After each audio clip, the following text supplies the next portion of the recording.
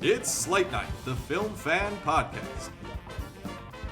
Now, here are your hosts, Corey and Mason.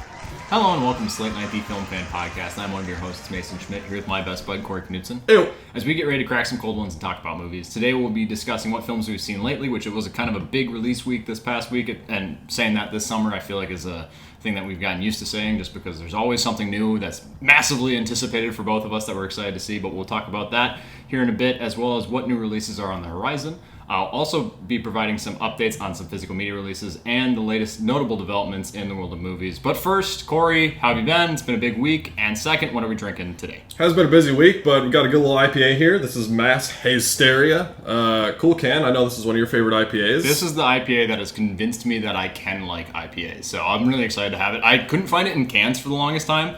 And then on my way to go see Fantastic Four this week, I stopped at a Total Wine in Minnesota and found it. I was like, no shit. Immediately. That was the easiest purchase of my life. I love this stuff. It's so good. Yeah. Out of Prize Brewing in Minneapolis. I think we've had a few other things from them on here before. So yeah, we had their like Gold Light or Gold Lager, whatever it is, but that's also really good. Yeah, so really enjoy it. This is the first time I'm having it and like it a lot. This was Fantastic Four week. As you can see, well, people listening you can't see, but I've got a big-ass Fantastic Four Little Caesars pizza box. There's 4 of them that you can collect, and I thought about, trying to do it, but I'm just one man, and I can only eat so much pizza. Oh, you could have done it. I could have done it. I could have, yeah. But it's, you're right. Like, do you think that you would have specifically, like, sought out, like, what if they gave you the Invisible Woman box again? And it's like when you're a kid at McDonald's and you're like, I already got this toy. Can I have a different box? Can you slide the pizza into a different empty box? Sorry, can I have a different box? I need the thing. That's the last one I need. They just be like, oh my god, how old are you? Yeah, but it was really good. It's like 4 pizzas in one. So I'm a sucker for any food promotion within a movie. So you know what? It's great. And it provides a nice little backdrop for our audio listeners. You can imagine Invisible Woman is on a pizza box. 1960s Invisible Woman. Yep. But yeah, this was Fantastic Four week, big week. You did a full watch through of all the Fantastic Four releases, even the unofficial theatrical release, or unofficial Fantastic Four movie, I guess, which is the one that we're going to be focusing on to start, which is what was released, or supposedly was going to be released in 1994, directed by Oli Sassoon. This was produced by Roger Corman. It is like the failed Roger Corman Fantastic Four film. From the get-go, the producers and the people behind the scenes mostly knew that this film was not going to be released theatrically, and this was just basically a rights retainer. They were making this movie, putting it into production just so that they can keep the rights for the Fantastic Four and not lose them and have them revert back to Marvel. They didn't communicate that to everyone in the cast and crew, so there's a lot of heart put into this movie. Corey, I've seen this movie before, but this is the first time you saw it all the way through this past week. So what did you think of the 1994 unofficial The Fantastic Four? Yeah, we started this movie when we lived together. We were pretty drunk. Yeah, and we fell asleep like 20 minutes in, so I remember that part. But it's on YouTube right now, so if you want to go watch this movie, it's available. And what an interesting watch. I mean, it's not good, obviously, but it is really, you can tell that they had a lot of love. The creatives and even the actors were really committed to it.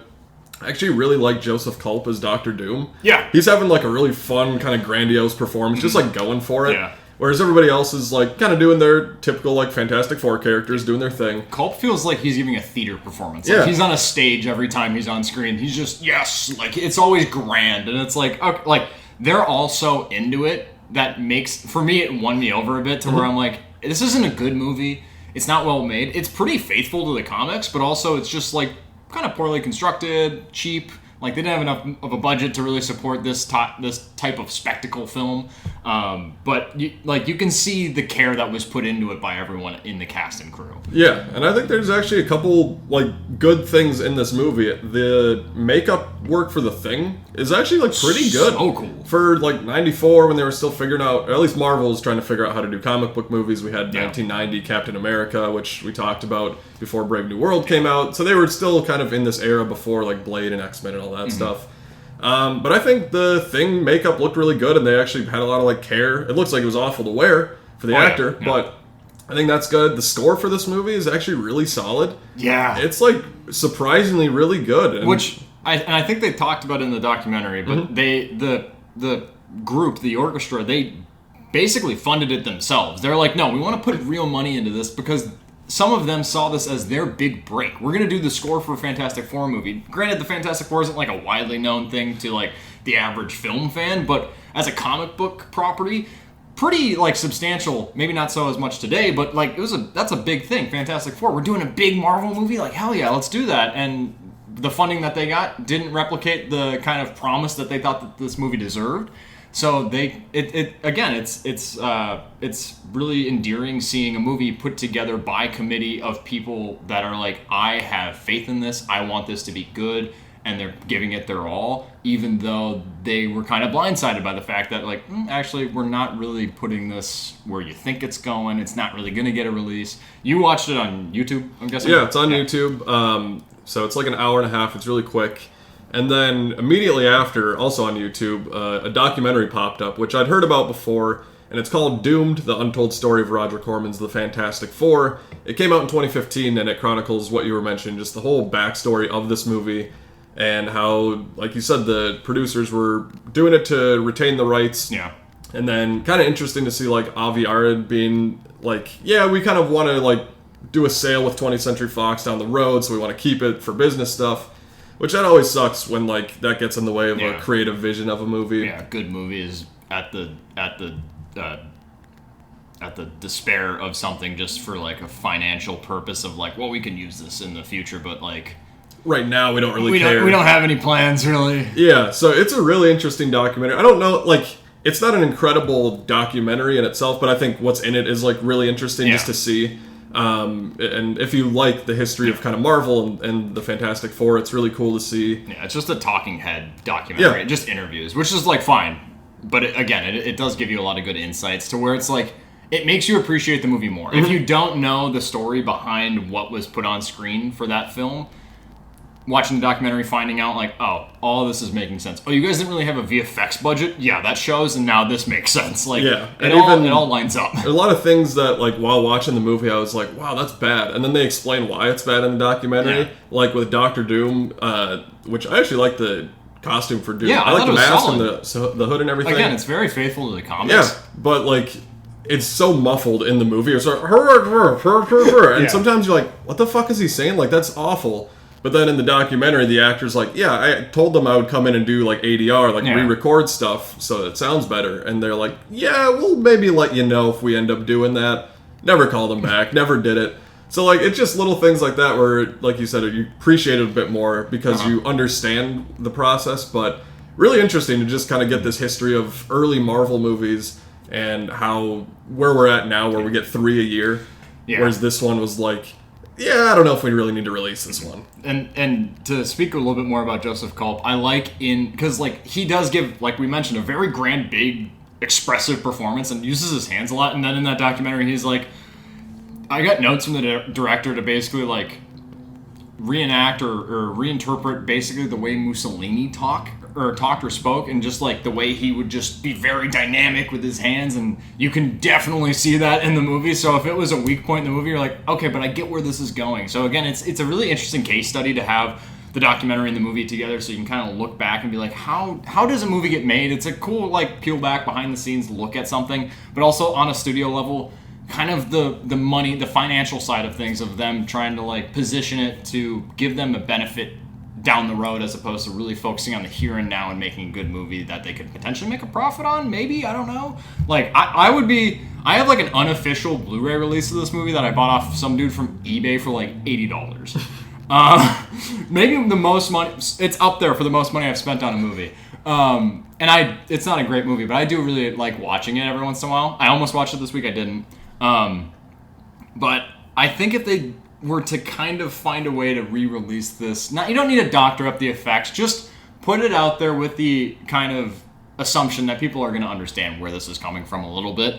I think if they did like an actual official Blu-ray release, I would buy that day one. That'd be really cool, and I'd watch it. Like I have this unofficial one that I have on my shelf, and it's like a hot commodity for me. I'm like, that's a cool part of my collection, but it's just like no one really is like, oh, what's the '94 Fantastic Four like? It's like, you should watch it. It's interesting. Yeah, very interesting chapter for sure, and I wish that I could say that stuff like that doesn't happen in Hollywood still, of things happening for business. But then we have, people like David Zaslav being like, we're just going to cut this movie. We don't care if it ever gets a release. I didn't even put that on the movie news today, but there's definitely a David Zaslav Warner Brothers thing. That... Coyote Did you put it on versus there? Acme. I didn't, but we can talk about it now. It's Coyote versus Acme is going to get a release after it got killed by Warner Brothers. So kind of a similar thing where they just axed a movie and he's like, tax write-off, whatever. We don't care about the creative vision behind it. And it's like, well, people spent time on this. Like, people worked on it. And so a lot of the things that have come out from the people that worked on it have said that it's good, which, like, boiling water hot. Like, you know that they're going to have that assumption or that point of view of saying that something's good because they're working on it and they want it to be seen. So, you have to take it with a grain of salt. But it is kind of weird to see kind of the company side, the studio side of things, where they just snuff out projects that are basically completed. Mm-hmm. I was fine with the Batgirl one getting deleted from existence, basically. But this Coyote versus Acme, I think this has been, like, a really good, like, focal thing to, like, look at. This petri dish of just, like, this is what shitty current-day studio filmmaking can do and what they're capable of. If they don't think it's going to give them enough money, they'll just say, fuck it, put it in the bin and give us tax write-off for it. So I'm really excited that this is finally coming to theaters, so whenever we get that, I think it's in August of, like, maybe next year or whatever, and they announced that at San Diego Comic-Con this past week, so that's really exciting. Got the little poster. I'm so, like, stoked for that. Yeah, it's it would suck to, like, somebody working on Batgirl. Like, if you or I were to get our first big role in a movie and, like, work on, like, a production assistant or something, and then they're like, actually, we don't care about what you did. It's like, oh, okay. It's weird that, the 1994... 31 years later, we still have stuff in the studio system happening like that.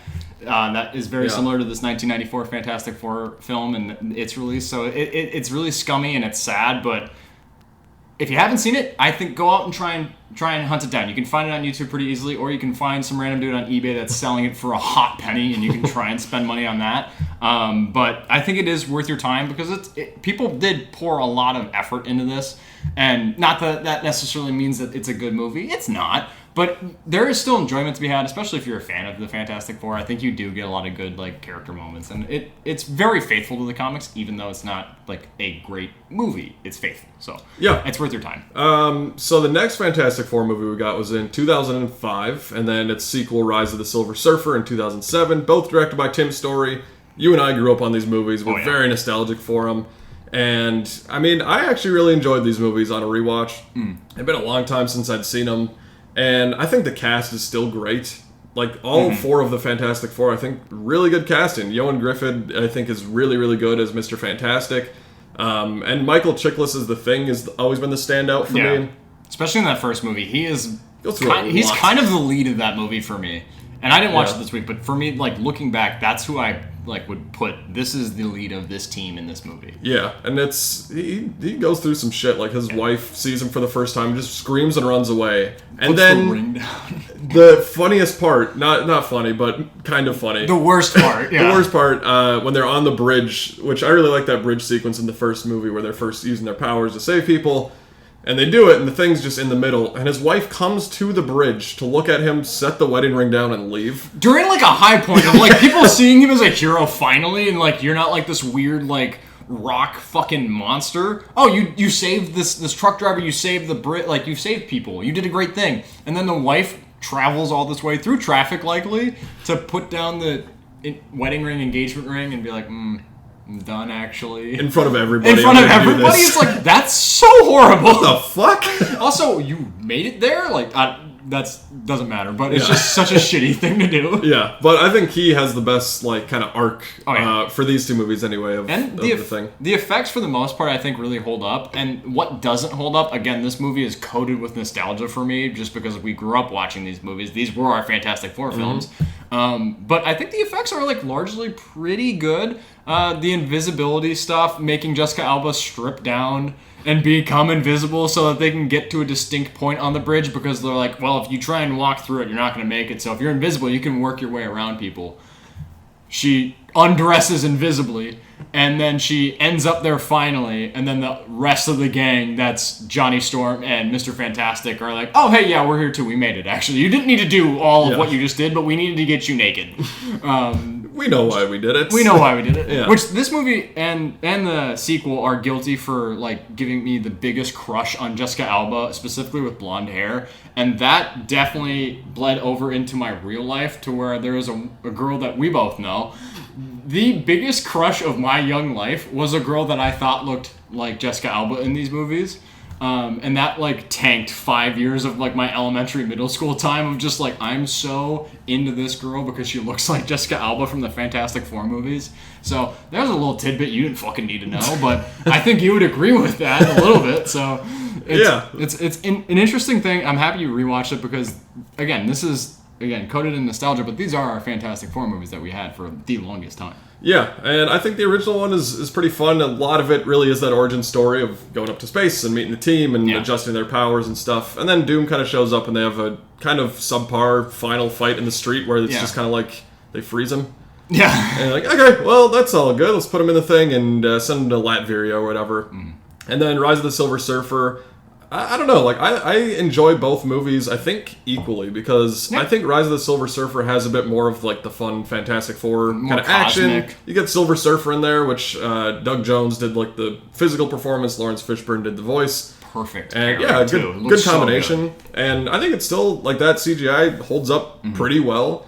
Galactus obviously is a big fucking cloud because like Hulk did that. The 2003 Green Lantern did a big cloud. Oh, brown shit cloud. We were just like everywhere. It was like we can't really like don't have the budget to do that like the actual version. So I think cloud. I don't know. Is it specifically budget or I'm like, are you guys just like weary of like how are you going to represent a big galactic planet-eating monster, basically? And I'm like, I feel like you guys just didn't know how to interpret this, and that was like too out there comic book wise to where you're like, we need to rein it in. How can we make it more realistic? Just a storm cloud that devours planets, fine, and then we'll have the Silver Surfer just be the herald of Galactus, and Galactus is this just little dust cloud, basically. Yeah, but I enjoyed watching these movies. I actually was trying to find the extended cut of the original movie, which is only on like a couple of DVDs, so it was like very difficult to find. But I watched a lot of the like deleted scenes on YouTube.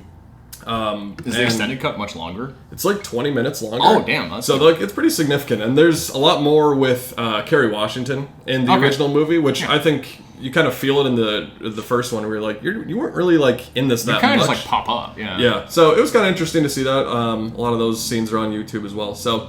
I like these two movies. They're nostalgic for us. They're kind of fun, guilty pleasures in a way, but I don't even think they're that bad. No, they're not that bad, and they are kind of like similar in quality. The first and the second one, just based on like they have like the core, I think, Fantastic Four story going really well, but it's just like little moments that I'm like, oh, that's bad. Oh, that's stupid. Oh, don't do that. And then like the Galactus being a cloud, just, like the common shit that you've always heard about these movies. But I think that like largely they're pretty decent. They're not the worst. Yeah. They're like on par with like the Nicolas Cage Ghost Rider and like other kind of Marvel adjacent movies of that time. So I'm like, you know what? It works enough for me. Going into... And Corey watched it this week. I also watched it this week. The reason why I'm introducing this movie is because I'm a big fan of this movie. And this is maybe like one of the biggest hot takes I have as a film fan. I love this movie. I admit it's not a good movie, but for what it is, I think it does it very well. Fantastic Four, Fant4stick, 2015. I'm really surprised that you wrote out Fantastic Four and didn't put the number 4 in Fantastic Four. Which is the dumbest titling thing. One of the dumbest titling things that studios have done. But 2015, directed by Josh Trank. This is coming off of Chronicle. He also directed Capone, which came later. I still haven't seen Capone, but Chronicle's great. Chronicle is fantastic. Yeah. That is an awesome, and it kind of the tone of that and the style really kind of bleeds into I think what he was trying to do with Fant4stick.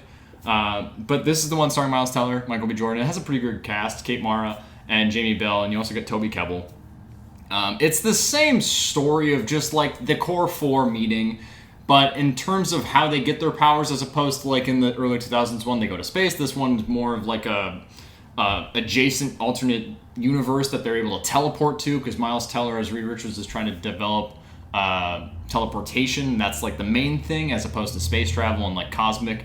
But I love that this movie has a distinctly different feel than most superhero movies we've gotten. It has, and this is kind of in reference to what Josh Trank was setting out to do, it does kind of dial into more of the Cronenberg, like The Fly, a little bit of Scanners, and it has that feel, that vibe of like, what if these gifts, these superpowers that we got were horrifying? Miles Teller is stretched out in a lab, like fully extended, and he's in pain. And Jamie Bell as Ben Grimm is just a rock monster that is confused and doesn't know what's happening. And he's constantly in pain. And Michael B. Jordan is always on fire, but he has a suit that can kind of help manage that. So I like the somewhat like sci-fi horror lens that this film tries to reevaluate the Fantastic Four in. It's always really worked for me. Granted, I think that there are things as a film that this thing falters on and fucks up and does poorly. The way I appreciate this film is that I don't acknowledge it as being necessarily like a comic book interpretation of the Fantastic Four. I kind of see it as something entirely different, and that's how it works for me. But all that being said, it's not a good movie. I see why people hate it, and if you're pissed that it kind of did things to iconic Fantastic Four characters, comic book characters, and did it in a poor way, I get it. But it always has worked for me. I think the casting, for the large part, is really good. I love Michael B. Jordan as Johnny Storm. I think Kate Mara is an interesting choice for Sue Storm. She's kind of bland, and she also has like a wig 98% of the time, but there's a couple of times where you see her and you're like, okay, that's definitely your natural hair, and it's only in the movie to I feel like show you like, oh no, this is a wig, because that's your real hair. And I think Miles Teller's a good choice. There are horrible decisions made with like making them in high school or middle school, and Miles Teller in high school, it's like the Tobey Maguire, Sam Raimi Spider-Man, where it's like, Tobey Maguire, you're supposed to be like 16, 17 years old, but you look like a grown-ass adult, and like so does like the rest of the high schoolers in his school, so it kind of works. Whereas in this, it's Miles Teller, who looks like a grown-ass adult in a high school doing a science fair next to literal 4'5", 12-year-olds. Like, I'm like, that's not really working for me. So I like this movie. I watched it this week. I enjoy it. To this point, up until this week, this was like my Fantastic Four movie that I get excited to rewatch, which is weird to say because no one likes this movie. Wild. Corey, before I glaze this movie any further, what do you think of Fantastic Four from Josh This is Trank? what I'm always so surprised that you're like, I like this movie. I like this movie a lot. I remember seeing this in 2015 in the theater, and kind of like nostalgic in a different way, because that's when I was first getting into like going to the theater pretty consistently. It was like 2014, 2015. And so I remember like walking down to the theater, seeing this movie, and Buffalo like Theater. at the Buffalo Theater, and I was like, at the time I was like, oh, this is like not great, but I think it's okay. Yeah. Rewatching it, whoa, this movie fucking sucks. I love it, dude. I don't think. So what I will say is like a couple positives. I do like the darker tone of like giving us something a little bit different, and I think if we could have had, whether Josh Trank's vision was fully realized, because he obviously put out the tweet in like 2015 where he's like, you'll never see the version of this movie. Josh Trank cut or whatever. Yeah, and then he's only made one movie since then. It's kind of like not banned from and Hollywood. He was attached to be like doing a Star Wars. He was going to do the Boba Fett movie, and like he was on track to do a lot of stuff, and then this movie happened and just reworked his entire career. Yeah, and apparently he like got in a fist fight with Miles Teller on the set and all kinds of stuff. So it's interesting to see what this movie could have been Very from messy his vision. production. Yeah, yeah, but I don't entirely dislike the darker tone of the movie. But this one for me, just like it doesn't capture the feel of any of the characters really of the Fantastic Four. And I think a big part of that is that Jamie Bell as Ben Grimm is like not, he's in like the beginning of the movie, but then he's not really a part of the team doing anything. He just gets invited there. Yeah. And then Last he turns minute. into, like, none of the other members except for Reed know him. Mm-hmm. So like you don't get the fun banter with like him and Johnny that we kind of see in some of the other movies.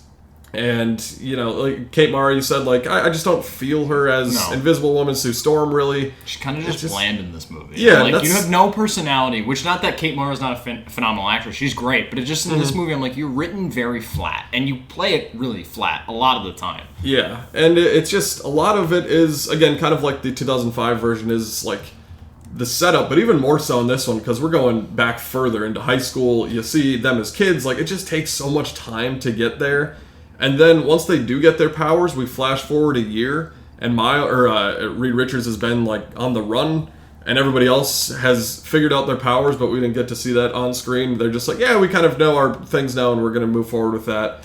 And then they come back in the last, like, it's probably 20 to 25 minutes where Doom shows up from this other thing, and then it's fucking moving. It's like, he's back, okay, he's going, and then they're back to this other rock place with green things in there, and then they fight him in like 10 minutes, and then we're done, and the movie's over. I'm like, whoa, I forgot how fucking quick this moves, and there's no setup for anything. You don't care about anybody in this movie. That, tied with, like, the ending of the movie when they're in, like, the they have their own facility, and the way that they name drop the Fantastic Four, everyone's kind of harped on that already, but it is so bad. And whenever movies try to he's like some kind of Superman, or just like work it into the movie, I'm like, it's so cringy, it doesn't work. Especially in this, he's like, yeah, it's fantastic. Say it again. What'd you say? Like, it's shut up. It's so try hard at times. Still, I really like it. The term guilty pleasure I don't believe in, but if I did, this would be my guilty pleasure. The one thing that I think people that don't even like this movie, I feel like there is a common ground of one thing that I can say is one of the massive strengths of this movie, and it is Franklin Storm, played by Reginald E. Cathey. I think he is phenomenal. He has such a perfect, booming voice. He's so good in this role, and I think his dynamic between him and Johnny, him and Sue, and their different relationships, and how Johnny is a little bit more rambunctious and he's kind of a rebellious go-getter, and Sue is more like analytical and smart and like not necessarily does what she's told, but is really like on the right beaten path, whereas Johnny's kind of a thorn in his side at times. I think that dynamic does really work. Sadly, he passed away back in 2018, but for me, he is far and away the best part of this movie. And I still like this movie, but like, I wish like that dynamic really worked for me.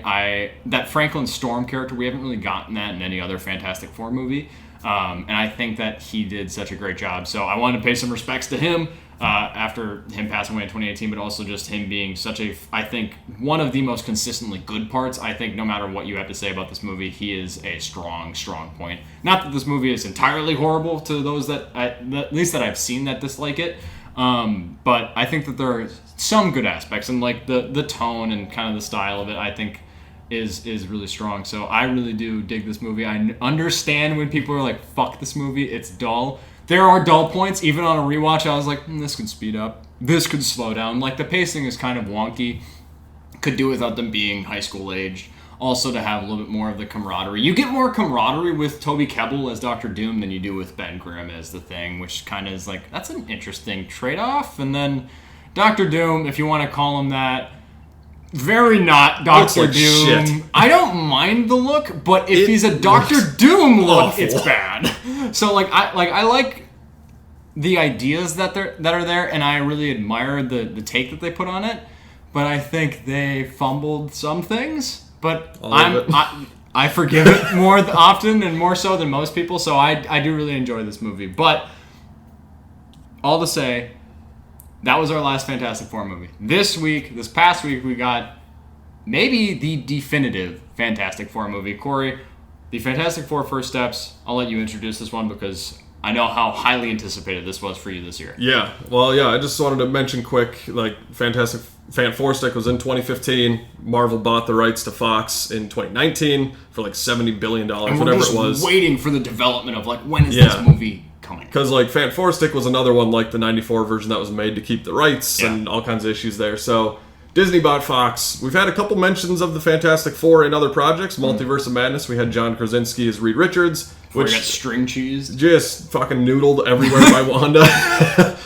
Which I actually really like. Getting John noodled Krasinski. by Wanda sounds great. I would do that. Yeah. All right. Yeah.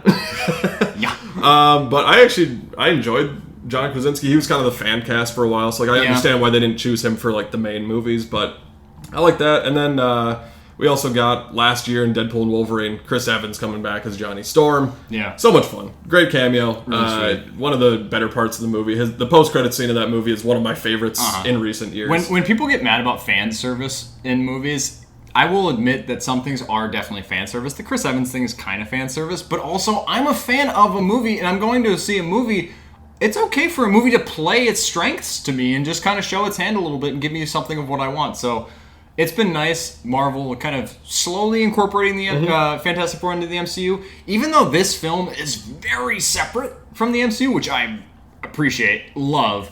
It's been great kind of getting those nods to kind of the legacy of what we've had exposure to in terms of the Fantastic Four to this point before we get this movie. Yeah, they definitely took their time with this one. So, yeah, like you said, this was my most anticipated movie of the year.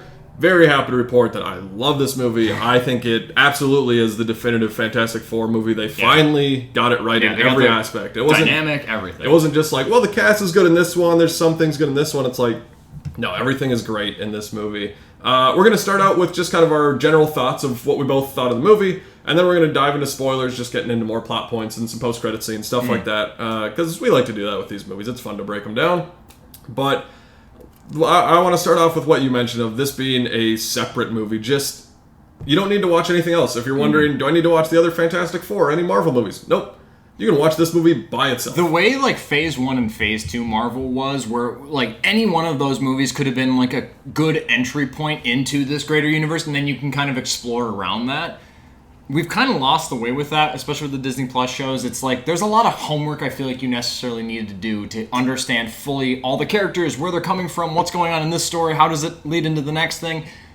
What's so refreshing about this, yes, it's set in Earth 828, but it is like wholly different and separate from everything in the MCU. Beginning to end, this is a complete movie. Beginning to end, this doesn't tie in or really like try to rely on any sort of callbacks or nods to anything existing outward. It's just wholly this core group of four and the threat they're facing, and that's it. And I loved that. It's been so refreshing, and this is such a great new entry point, especially with what is to come in terms of the Avengers and Doom and all that. I think that this is another kind of entry point that calls back to Phase 1, Phase 2 Marvel, which I really appreciated.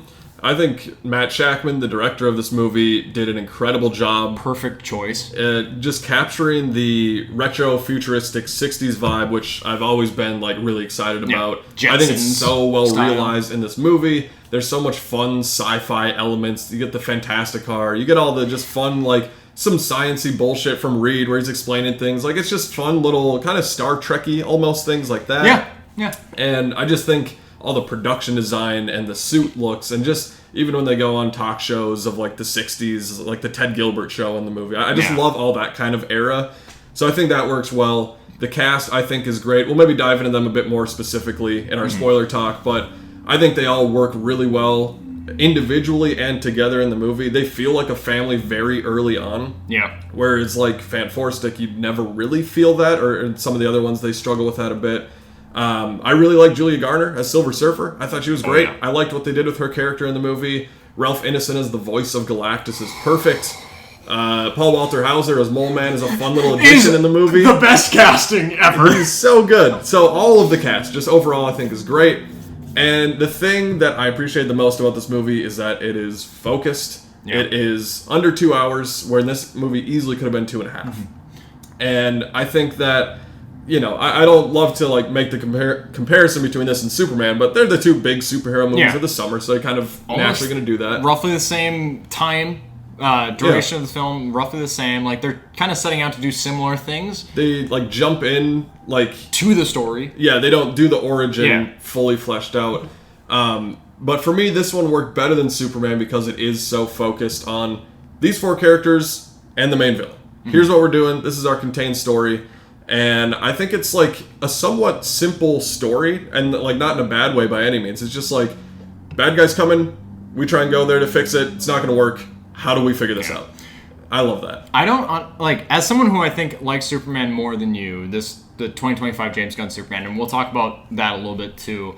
I agree with that. I think the introduction to Superman in that movie, it is an introduction to the new conflict. Whereas in this film, it's an introduction to the characters. And it's kind of a difference in terms of, like, this is where these characters are at. This is what's happening. Like, Superman, this is what's happening. And I think it does kind of work a little bit better in Fantastic Four First Steps. I, overall, was pleasant. This movie happens, and you watch it, and it's just like, this is it. finally you guys understood the assignment. Like, this is what we've been asking for. Finally, we have a crew, a cast, a team behind the camera that knows and understands what the Fantastic Four should feel like. It is set in this 1960s Jetsons semi-futuristic style, and I loved it. But also, it has some of those campier, sci-fi, heady, big moments that really work for me. Overall, I did really enjoy this movie. The team, the camaraderie of the team is the best it's ever been. The individual characters, I loved 3 of them. One of them I'm still to be convinced of, and I'm gonna wait for a rewatch to see if it kind of smooths over for me or if I still have that issue with this movie. But the threat is convincing. It is kind of the similar story, basic story of Rise of the Silver Surfer from 2007, but it's just handled so much better. I love Shalabal as the new iteration of Silver Surfer. People got pissed that it wasn't just the classic Silver Surfer, but I'm like, it doesn't fucking matter. It's the same purpose. Doesn't matter. Who cares? And that, it doesn't bother me as much because that character's been in the comics for a long time too. So it's not like they just were I don't know, gender swap. Yeah, it's not a gender swap. It's a different character, and it works. Yeah. And I think that they do a good job of developing that character in a very quick, efficient amount of time to where it's okay, I understand why you're doing what you're doing. Why are you the Herald of Galactus? I get it. Boom. Perfect. And why our core 4 are in that same kind of dilemma dynamic with Galactus. Obviously, we get Galactus finally in his humanoid form, not a fucking purple cloud. Looks fantastic. Sounds even better because it's Ralph Ineson. He is just... When they announced that casting, I was I don't know if you could have picked a better person. Awesome. Aside from Lawrence Fishburne in the 2007, or him voicing Silver Surfer, I'm that's perfect. This is perfect. You guys got your voice cast right. So I was thrilled by that. The action is really fun. They've done the powers, I think, the most justice in this film too. The Reed Richards stretching effect has always been a hurdle I feel every sort of Fantastic Four film has to face. And this is the one that does it in a kind of more of a comic booky spin, but it's also believable. It doesn't look atrocious. It doesn't feel weird. In the 2005 version when he's reaching across the hall to grab toilet paper and you see his hand slither through the hallway. Going under the door. Yeah, I'm I hate it. Just feels disgusting. Whereas in this, I'm okay, yeah, that's a superhero. Mm-hmm. I think that the characters are written really well. I think, like I said, the camaraderie is really great. We have good, somewhat good supporting roles with Paul Walter Hauser as Mole Man and Julia Garner as a Silver Surfer. From beginning to end, this felt like a complete package, and I was pleasantly thrilled, enjoyed almost all of it. I have some nitpicks, but it's not nitpicks that ruin the movie for me. It's just things that I'm looking for in a rewatch that I'm hoping that will kind of help me align with where I believe this movie is. Because if you were to ask me now, I think that this movie is a B+, maybe A-, which is kind of weirdly enough similar enough to Superman. I think on a rewatch this might improve. It could maybe just settle as a B+ type kind of film for me. Overall, had a great time. Really enjoyed it. I think the action's great. The visual effects for the most part are really awesome throughout, and the aesthetic style, fantastic. They really nailed the characters and the story here, which was, I feel the thing that a lot of the previous films have really struggled with. So, yeah, it's a massive win for me. It's not necessarily my favorite Marvel movie of the year. I think Thunderbolts still edges it out a tiny bit. But finally, in 31 years of Fantastic Four movies, we finally got one that nailed it. It's so interesting. Every 10 years, we'll get a Fantastic Four movie for the last 30 years, and just seeing the progression of them. But fun to have two with Superman and Fantastic Four, 2 movies that embrace the comic booky fun of movies, just very colorful in their own ways. But I want to get into some spoilers now, just kind of talking more in depth about stuff. So if you haven't seen it, go check out the movie. Maybe skip ahead a little bit. We don't have time markers. Yeah. I'm figuring out how to do that, kind of. Before we dive into spoilers, I do want to, kind of going off of having this come out around Superman, and also look back at Thunderbolts. It's nice having superhero properties, superhero films that are about a positive thing, a positive message. And Superman, it's about being kind. This one, it's about family. And it's just, it feels, not to throw shade at the Snyder DC universe, because I actually really like a lot of those movies. But it's nice to just have, like, happy movies again. Happy heroes. Hopeful things. Like, it's just like, yeah, they're dealing with conflict, but the characters in both of these separate stories are doing things in sake of a positive outcome and doing it in a positive way. And it's just kind of refreshing is probably the best way to put it. It's just refreshing to have characters that are just, hey, I'm being kind to be kind. Hey, I'm doing this because I have my family. And I love my family, and I'm doing this for my family. And I'm like, thank you. Yeah. It's nice to have something that's a little bit more positive and upbeat. So I want to shout out my favorite part of this movie, which is Vanessa Kirby as Sue Storm, which I feel like is a casting everybody's been on board with from the beginning. 100%. I think she's an incredible actress, and I think she nails Sue Storm and Invisible Woman perfectly. She has a speech in this movie where they essentially go to Galactus after they figure out he's going to eat their world. And they go to him, and he's like, all right, well, I'll save your world if you give me your child, Franklin Richards. And then they come back to Earth, and they're like just figuring out how to go about this, how to defeat Galactus, what they're going to do. Yeah. And Reed, very, very much Reed Richards, which I think we'll talk about Pedro Pascal in a second here, but a very Reed Richards thing of like explaining to the public, like, yeah, if we give them our kid, they'll do it. It's like, no, Reed, don't tell them that. Don't tell them that, because then they're immediately going to be like, give up the child. Which to me, that's very Reed Richards of being like analytical, and it's like, well, he told us that, so I'm going to tell them this. So, it's just funny, but the public knows that. And they're just like protesting outside the Baxter building. And Vanessa goes out for a speech, which is probably my favorite part of the movie, where she's like, I am not going to sacrifice my child for this planet, but I'm not going to sacrifice my planet for this child.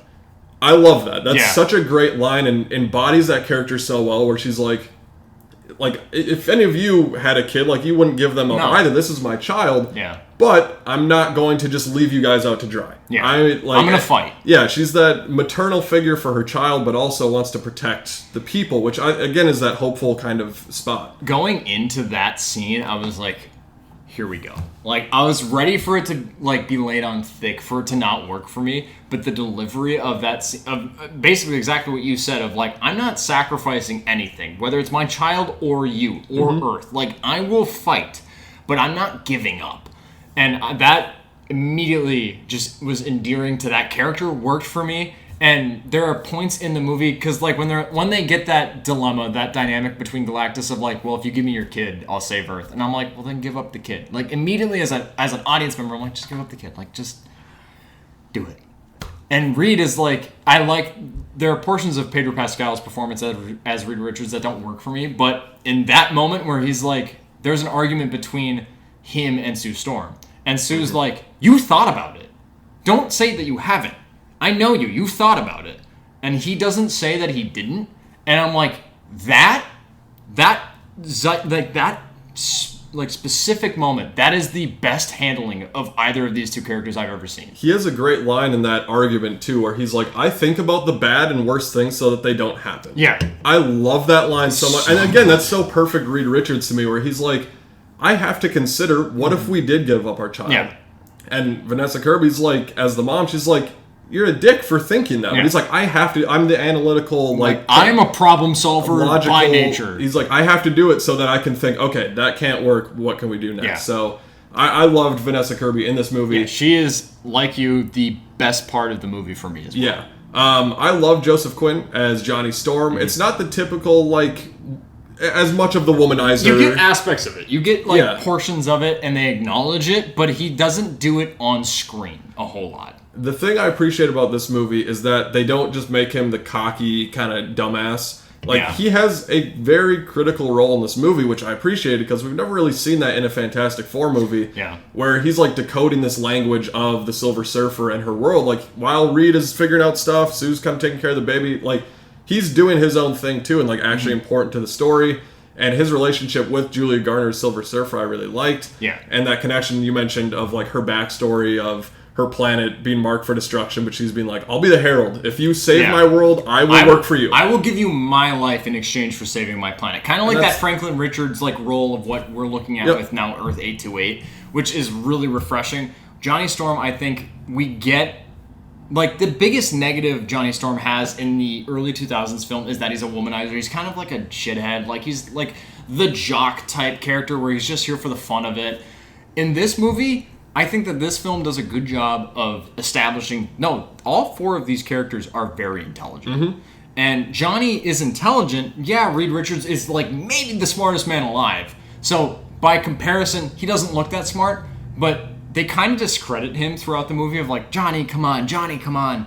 And then he's like, I'm going to figure this out because I can do this. I know I can like play this role for the team. And then he sits down and like does the work to figure out and crack the language barrier between him and Silver Surfer to kind of help the team like have an edge of like, all right, she's working for Galactus. How do we get to a point where we can understand her, to see her side, to understand how we can get her on our side? And it works so well. Johnny Storm in this movie, again, Vanessa Kirby is the clear, like far and away, the best part of this movie for me. It is so perfect. Johnny Storm is up there too. He is so awesome. And I think that they handled that with a lot of gravitas of just like, you know what?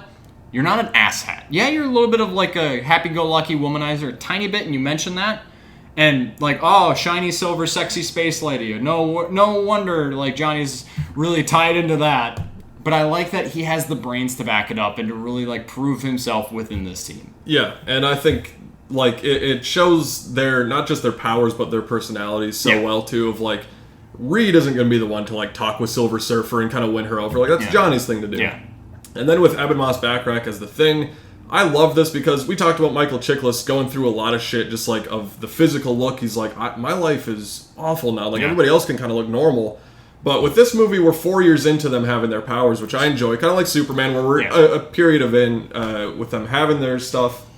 And like it's just fun to see like school kids being excited and be like, lift the car. And he's say the phrase. You want this car? You want me to see me lift this car? Like, I just love that. And then his little relationship with Natasha Lyonne too is kind of sweet. Yeah. It's just like they don't. I would have liked a little bit more with it, but I still think it's him being like, oh, okay, maybe I can have a little relationship still, and this will be fun, much like the Kerry Washington stuff. It works enough, which is sad to say. Like that's kind of always how that type of character within Ben Grimm's life or the Thing's life has always been in these movies, where it's just like a very small bit part to kind of show the more humanity. Like, hey, it's okay to have hope. You can still have a relationship outside of like the way you look, and it worked for me in this movie. But it's still that kind of that same like, well, you could have been more, which. Finding out that she's in the cast, it's like, what role is she playing? It's like, okay, well, she has a small bit part, but she's still very good in the movie, and it worked for me. But, this movie, one of the things, and I don't mean to throw you off, but this film is under 2 hours. It's like 1 hour and 55, I think.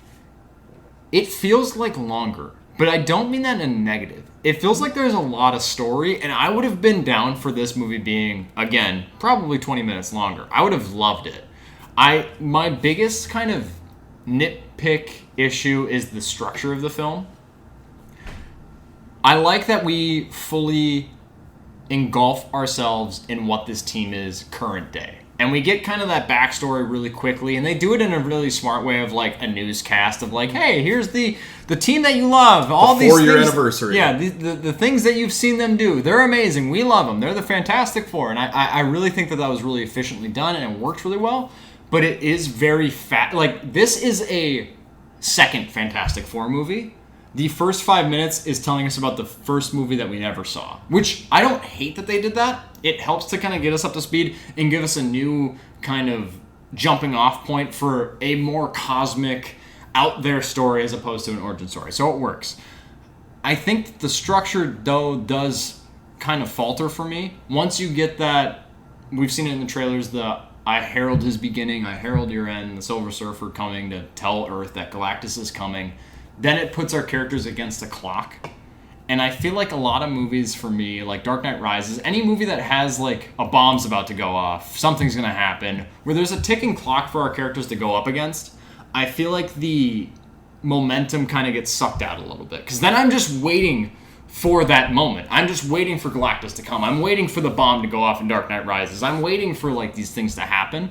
So it kind of, not that the things that happen between those points, between Silver Surfer coming and telling us that and Galactus actually showing up, not that the middle portion of that isn't interesting. They do a lot of awesome sci-fi heady shit about like what if we transported the entire fucking Earth, or like, and there's an awesome chase scene through space, through like hyperspeed with the Silver Surfer while Sue Storm is in labor. One of the coolest things I've seen in a comic book movie. It's an incredible action scene. They're coming back from Galactus, and yeah, Silver, like, it's great to see the Silver Surfer like surfing.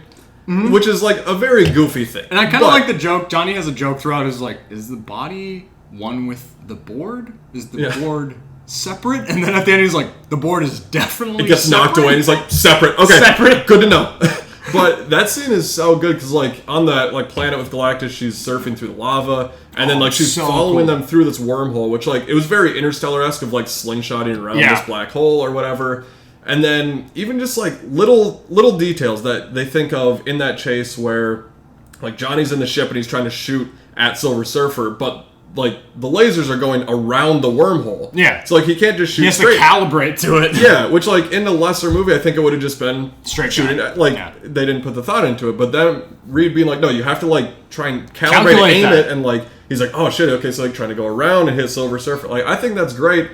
You mentioned like Sue is giving birth. Reed and Ben are trying to pilot the ship. Reed's trying to tend to his pregnant wife and pilot the ship and tell Johnny how to shoot. Like stuff like that is so good, and it reminds me of like Spielberg action in a way where there's like multiple things going on. Oh yeah, like a 3 different setting action sequence where it's all converging at the same time. It's perfect. I think it works so well. I do want to talk about Pedro Pascal because that's I think probably the biggest thing you and I disagree on in this movie, or like a little bit different. Mm-hmm. I really like the casting. It's an interesting thing because it kind of is a real world part of Pedro Pascal where we're at of being oversaturated. Some people would say of like he's been in Materialist and Eddington and Last of Us, Mandalorian, and all the things. He's very popular right now. He's been in a lot of stuff, but I don't think. For me, that discredits how good of an actor he is. Yeah. I think in all those separate roles, like, he's not just the same character. He's so different in Eddington versus Last of Us versus in, like, the Game of Thrones when he's in there. Mm-hmm. Like, he's so good at being diverse, and I think some people discredit that a little bit. Yeah. Just being like, oh, he's in everything, so it's just Pedro Pascal in this again. Yeah. It's like, no, he actually is a really good actor. Mm-hmm. And I think that he does handle Reed Richards perfectly. We mentioned those couple moments already, but of being the analytical, just like thinking through everything so much and sometimes not having the emotion to connect with things because he is so like scientifically like thinking about stuff. Mm-hmm. And I think he handles like kind of the nerdy aspect of it well. And his role really worked for me in this movie. And I know you kind of feel like you're like, it didn't 100% work, but I hope people don't go in and just be like, well, it's another Pedro Pascal thing. So it's just kind of like, whatever, it's the same. It's like, just look at this performance. If this was his first movie he'd ever been in, just look at that performance and be like, does he work as Reed Richards? I think he does. Yeah, it's kind of like when we got in like the early 2010s where Jennifer Lawrence, after like hitting it big with Hunger Games, she was in fucking everything. And at that point, Jennifer Lawrence, my favorite actress, loved her. But then I started to get a lot of her, and I was like, okay, it's hard separating who you are from the character you're playing and not just seeing you as Jennifer Lawrence. That's also an issue that I'm like kind of semi-worried about with Robert Downey Jr. as Doom. I'm like, am I going to be able to separate you from Tony Stark and also from Doom? Like, is it going to be different to me? But going into this, Pedro Pascal, when they announced that casting, I'm a massive Pascal fan. I've seen, I think, everything that he's ever been in except for Game of Thrones. He was in a small indie sci-fi film called Prospect that I love. He's awesome in that movie. I was really excited to see him in this movie to see if it would win me over. He was really the only actor going into it that I was really unsure of. I think for me, he works the least of the core 4. I think Ebon Moss-Bachrach as Ben Grimm, The Thing, fantastic. I need to stop saying fantastic because it feels like it's planned. It's not. Joseph Quinn as the Human Torch is perfect casting. Vanessa Kirby is the best part of this movie as Sue Storm. Pedro Pascal, for me, it was a bit distracting, which it's hard for me to say that it's the movie's fault because I think the movie does a lot and there's a lot of effort put forth to prove to me that Pedro Pascal is this character. He says all the Reed Richards-y lines. He does all the Reed Richards-y things, but I can't, watching this movie, after seeing Materialists this year and Eddington and Last of Us, which I think he has been exceptional in all of those movies, and I haven't really had that big of a issue with him being the characters in those respective projects, as big of an issue with those as I have with this one. This one, I'm like, you're playing Reed Richards, the smartest man in the world. And watching it, I'm like, I couldn't separate him from Pedro Pascal. So I'm really eager to sit down and rewatch this movie. There are, like, some of my favorite scenes in this movie he's in. And he's doing really good Reed Richards-y moments. But I'm like, I still don't know if I can buy it. So I'm eager to rewatch it again and see it in theaters to see if it smooths over any kind of like grooves or edges I have with this movie, and maybe I'll be able to kind of fully put my flag in the sand like, this is how I feel about this movie. Because I do really like it. There's aspects of it that I fucking love. There's no aspect of this movie I hate. There's no aspect of this movie where I'm like, okay. It's mostly just like the Pedro Pascal. And some of the visual effects around baby Franklin Richards, I think, can be a little wonky. The visual effects, like, the features of the baby will be really sharp, but the face of the baby, like the surrounding head, will be really feathered and soft. And I'm like, that looks fake. That's just tough to get a baby right in visual effects. It's something that I don't think they've ever really been able to really do. That's why Clint Eastwood in American Sniper is like, just move the baby doll's foot, fucking Bradley Cooper. Come on, just shake the baby doll's foot. But I have some nitpicky issues, and for me, it's more personal. Obviously, it's my opinion, but it's, to me, I feel like, because I haven't seen a lot of people having this issue, where I think Pedro Pascal, I can't break or establish that separation between Pedro Pascal and Reed Richards. It just feels too much to where I'm like, I'm watching Pedro Pascal play a role as opposed to be that role. I think a lot of people have a similar thing. I've heard that complaint a lot, so that's... Which I love them, so I want it to work. So I'm going into like a rewatch hoping that, again, some of these issues get smoothed over. The like plot structure of it, that is again of like a personal thing where whenever there's a ticking clock, I kind of lose interest a little bit. The momentum kind of drains out. But the movie is so fucking rigorously entertaining. It is just nonstop, like Fantastic Four to a T. Entertaining. They do big, heady sci-fi stuff that I loved. You get Paul Walter Hauser, which we haven't really talked a whole lot about, as Mole Man. We should talk about that. Because, like, there was rumors when he got cast, I'm like, is he going to do, like, the voice of Herbie? Because, like, the Herbie robot, which was really endearing and good. He's not, like, a massive part of the movie, but... Nice little addition. Nice addition. It does enough to set itself apart from, like, the other iterations of the Fantastic Four that we've seen. Paul Walter Hauser, they didn't announce the role, and then like a photo came out, I think, last week of him as Mole Man with the goggles, the green cloak. Not the jeweler, the Mole Man. We didn't even talk about that. In reference to the 94 Fantastic Four, but the Mole Man, he has some of the best moments in this movie, too. He's such a great comedic actor, while also, like, he fits the role that he's playing, and it's... You can say the same thing about Natasha Lyonne, about her not being in the movie a whole lot, but she does a great job with the time that she's given. Mm-hmm. Paul Walter Hauser has some of my favorite moments in this movie, and the spread it on, butter me up. Come on. Paul Walter Hauser is a national treasure, and it carries over into this movie. He's fantastic as the Mole Man. Corey, you were joking before we started recording about, like, I could do a Mole Man miniseries. Oh, absolutely. Like, it'd be so funny. I think it's just, again, like, back to how well focused the movie is. Like, everything matters in this movie, every character. Because, like, we get that montage at the beginning you mentioned of, like, the Fantastic Four. Here's what they've been up to. Basically, what the first movie could have been. Yeah, like, they could have done that for sure, and I appreciate that they didn't. And just seeing, like, you see Paul Walter Hauser and there's Mole Man in the beginning. He kind of has, like, the Underminer thing from Incredibles. Which, up until this point, The Incredibles was the best Fantastic Four movie. Yeah. But you see him, and, like, they kind of defeat him, and then they, like, Sue Storm, another part I appreciate, she's, like, negotiating with other countries and, like, trying to do, like, peace deals and brokering stuff, which I appreciate. She is the olive branch of the group. Like, we need to make peace with someone? I'll do it. and everyone loves her. Like, and it works. It's so perfect for the team. And, like, Mole Man has that, like, he won't talk to anybody else in the team except for her, pretty much. So I love that they bring him back, because it's, again, going back to, like, superheroes doing superhero things and being like, okay, we're planning this out, Galactus is coming, he's going to rip through all of these buildings, we need to get these people out of here, where can we go? Subterranea is where Mole Man is, so talk to him, and Sue is like, hey, we need your help. Like, we need to do it. And he's like, I'll only talk to you. I'll do it. You're Vanessa Kirby. Yeah, I'll do it. No. But okay. But like having a plot-based reason for him to be in this movie, I think 100%. is such great writing too. Of like bringing it back from earlier, because I'm like, oh, is that all we're gonna get of him? I was like, oh, I was bummed out. And then he came back. I'm like, perfect. That's a great way to bring him back. Yeah. And you get like a combination of fulfilling things within the movie of characters being introduced, of saving people, of them just being superheroes. Like, how do we plan this out?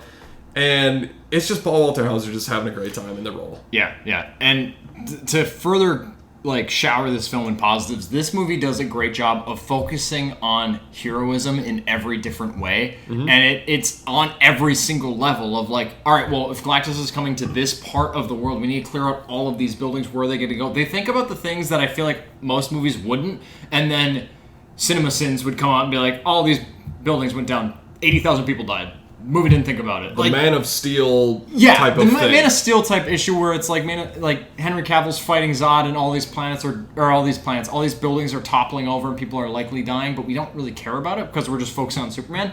This movie, it focuses on everyone. And the one thing to kind of be the opposite side of the coin for me, where that imminent threat of Galactus eventually showing up a year later after being heralded, it does kind of suck the momentum out a little bit for me, but I love what they do in terms of the world, like what they've done story-wise. The world has stopped working. The world doesn't know what to do. Everyone sees this as the most prominent threat. The only thing that we can all agree on, work has stopped. Reed Richards has come up with a plan, an awesome plan, to transport the Earth. And it comes off of the Vanessa Kirby monologue of like, I will move heaven and earth to save my child. Perfect line delivery, fits that character. And then Reed Richards getting that spark of the idea of like, that might be it. What if we move the Earth? What if we move to a place he can't find us? That, to me, is like a perfect Reed moment of his wife giving this emotional speech and him also thinking of the science behind it. He's like, wait a minute, that might work. I can do that. I also love, you get like a little bit of vulnerability with Reed too, like when they first come back and they're like, in the press conference or whatever, and he tells them like he wants our child, whatever, and they're like, "So how did you defeat Galactus?" And he's like, "Oh, we didn't do that." He's like, "Are we safe?" And he's like, "I don't know." I love that. I love that moment. I kind of wish we didn't get it as much in the trailers, just because like, that would have really fucking hit. Like, I agree. To know that doubt that we're installing and putting into these characters before going into the movie, because when you get it in the movie, I'm like that. That is a massive turning point, because then you have everyone in the world that has celebrated this team being like, are they going to fucking do it? I don't know if they can do it. I don't know. Are we fucked? Like, are we dead? They're the only heroes on this earth in this universe, really. It's like, can we believe in them? And I think that this movie does such a good job of just focusing on the global impact of Galactus and the idea of transporting the Earth. And of course, things go awry and it doesn't fully pan out, and which I'm like, damn it, I kind of wanted to see them try to do that and see how visually that would have looked. But I love the attention to detail in terms of these heroes making decisions specifically to save people. They're not heroes just to be heroes. They're heroes because they are here to protect us. And while they're unsure sometimes, they figure it out. So it's hard to have negatives with this movie, and I'm eager to rewatch it. So one note that I put in our show notes is that I did go and rewatch Superman this past week, and it improved for me. I love that movie now. It's not my definitive Superman. I'd probably still boil that down to the Christopher Reeve 78 Superman the movie. That is my definitive Superman. I love the new James Gunn Superman. A lot of my issues that I had with it kind of smoothed over a little bit. It massively works for me. And again, it's a movie about positivity, about being kind. And I'm excited. I already booked my ticket. I'm going to see it tomorrow night at 7 o'clock. Fantastic Four First Steps. To see if, on a rewatch, how it sits with me. Because when I came out of the theater, because we saw it with some of our buddies, and before we got out of the theater, watching the movie, I was like, it's not hitting for me. Why is this not hitting for me? And I still can't crack that. But I know I really like it. I know that there's a lot of positives in this movie, and Matt Shakman is absolutely the perfect person to have adapted this and made this movie. But watching it, I was like, I know I really like it, But I was like, I think Corey loves this movie. Like, not that like I was mad about it. I was so stoked because like I feel like a lot of the conversation about the movies we've been most anticipated about have kind of been like, oh yeah, it was good. Mm-hmm. But like, I'm like, I think this is exactly what Corey wanted. Yep. And at the end of the movie, after the post-credit scenes, because there's two, one of them is really fun, one of them could be really, really, really cool. Maybe stick around for it. It's the immediate one after the initial credits. Mm-hmm. But I was like, I can envision the face that this man is going to have sitting like at the end, because like we're kind of between a couple of friends. And I was like, he's going to look at me and he's just going to have this face on him. And at the end of the movie, I looked over and our buddy Tanner's sitting in between you and I, and you look over and you're just, I loved it. And I was like, yes! I was so happy that it worked for you because like Superman, I think, has so far worked for me more so than it has worked for you. Mm-hmm.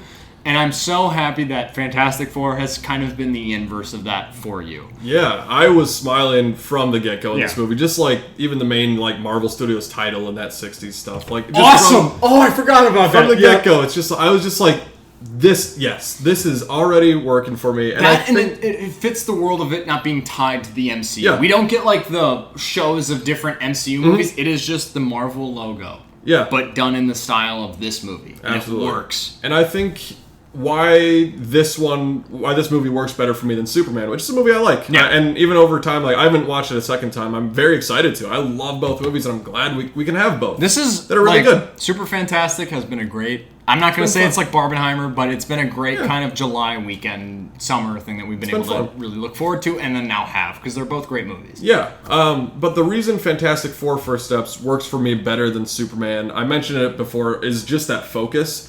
Because, like you mentioned, there could be another 20, 30 minutes of this movie where John Malkovich is in there as Red Ghost. Yeah. Where I think the part where this movie could have been expanded is that opening montage where, like, we see a more kind of cold open almost of, like, the Mole Man or a Red Ghost type of entry action scene, and then we kind of get into this story, which I would love to see it. I'm sure there's going to be deleted scenes that we can watch on the Blu-ray, which is perfect.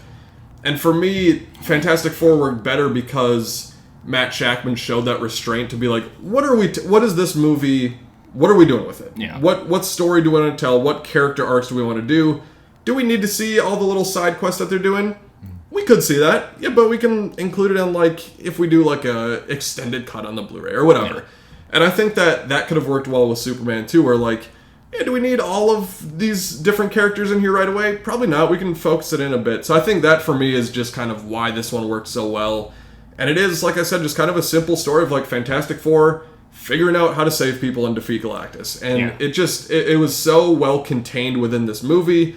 And within the MCU, this is the 30-something movie, and it feels that number doesn't matter for this movie. Yeah, it feels unlike anything we've had before. And some of my favorite stuff in the MCU in recent years, like Werewolf by Night and Moon Knight, are just like things that are so contained within themselves that I'm like, great, we can do it. But we also get the post-credits scene or the mid-credits scene of Doctor Doom showing up. You don't see Robert Downey Jr. I'm curious if it, like, actually... I think it was probably a stand-in. The thing... I thought the same thing, but then hearing that the Russo brothers directed the mid-credit scene, I'm like, maybe it was. It could be. Just in our brains we can think it was. But just a good little tease. And I actually like, again, just that restraint of, like, yeah, you could do, like, the key dangling, like, oh, it's Robert Downey Jr., here's his face. And it's like, no, we know. Like, we get... We're in it. And even if, like, people outside of, like... you know, us who are following movie stuff, they're like, ooh, Dr. Doom's coming. If they see Robert Downey Jr., maybe they're like... What's happening? What? Wait, it's Tony Stark? To go off of that, I think by not showing the face, it creates enough anticipation for the next one. Regardless of if it's Avengers Doomsday, just another time or another chance to see these characters against now Dr. Doom. With one of our buddies, Aiden, he was like, so that was Dr. Doom, right? And I was like, yes, that's Dr. Doom. He's like, oh, so is he going to be the next one? I'm like, he's Robert Downey Jr. Robert Downey Jr. is going to play him in Avengers. And he was like, what? And I'm like, I love... Because, like, it's hard sometimes to differentiate from what we know versus, like, the average filmgoer. Not that we're better than the average filmgoer. It's just, like, this is my life. I love movies, so I'm going to look into everything and hear about all, like, the news developments. He didn't know that at all. So, during the gap between the mid-credit scene and the end credit scene, he was like, holy shit, Robert Downey Jr. is going to be Dr. Doom. I'm like, you didn't know this at all. Oh my god, okay. Wouldn't it be great if we could, like, go to movies and like see Avengers Doomsday and like Yeah. see him pop up for the first time and be like, holy fuck! To not That's know awesome. it. That'd be Oh, that'd great. been so fantastic. I get why they told Yeah, us. obviously. The Marvel brand needed an uptick like that when it did it, so I get it. But to imagine getting that for the real time in the movie, how fucking crazy that would have been. I'm sweating about it. That's fucking... Yeah. That's nutty. That's been so crazy. But mid-credits scene's great. End credits scene, you get a little like tease of like the TV show that they reference a lot The of like the cartoon, intro, yeah, which is it's fun. really cool. So I wish they would have been flipped almost. I kind of like the heavier one to be at the end. I like, yeah, It give doesn't- me something to like warrant me sitting here. Because like you could leave after the mid-credit scene, before the end Yeah. credit scene, and like you're not missing out. But like if you flip them, you put that end credit scene, or that mid-credit scene where the end credit is, which might be confusing based on how I fucking phrased that. But you end with Doom, that's awesome. Yeah. It more like justifies the wait, which you should watch the credits. A lot of people worked on these movies. They did a great job. Whether or not they got released theatrically with Fantastic Four, they did a great job. Yeah, this is it's been a really fun week of journeying through the Fantastic Four movies and just all the history there. It feels like we got momentum in the MCU with even like Brave New World. We both enjoyed enough, Yeah. and it has some good stuff in there. And then Thunderbolts and Fantastic Four are both great, and they Yeah. both have like the classic post-credit scenes of being like, oh, like we're building up to Yeah. stuff, and like even End of Thunderbolts. I think you and I and probably everybody else too were like, oh, is this movie going to end with their ship coming to Earth? And it doesn't, which No. I actually like because it's like you still have more questions. You're like, Yeah. okay, well, Where are we going? Did they, What is next? Does Doom steal the kid and then they go to Earth? Yeah. Like the anticipation and build up is fun. So It's given us enough intrigue into what is that next movie, but it hasn't given us any of the answers of what will be included within that movie, which I am stoked for. that's what the early phases of MCU did. Yeah. And we're back there. It feels like we got momentum. This is exciting. Not to be like we're back, but to have Thunder, like I like Brave New World. Not a lot of people do. I know you do too.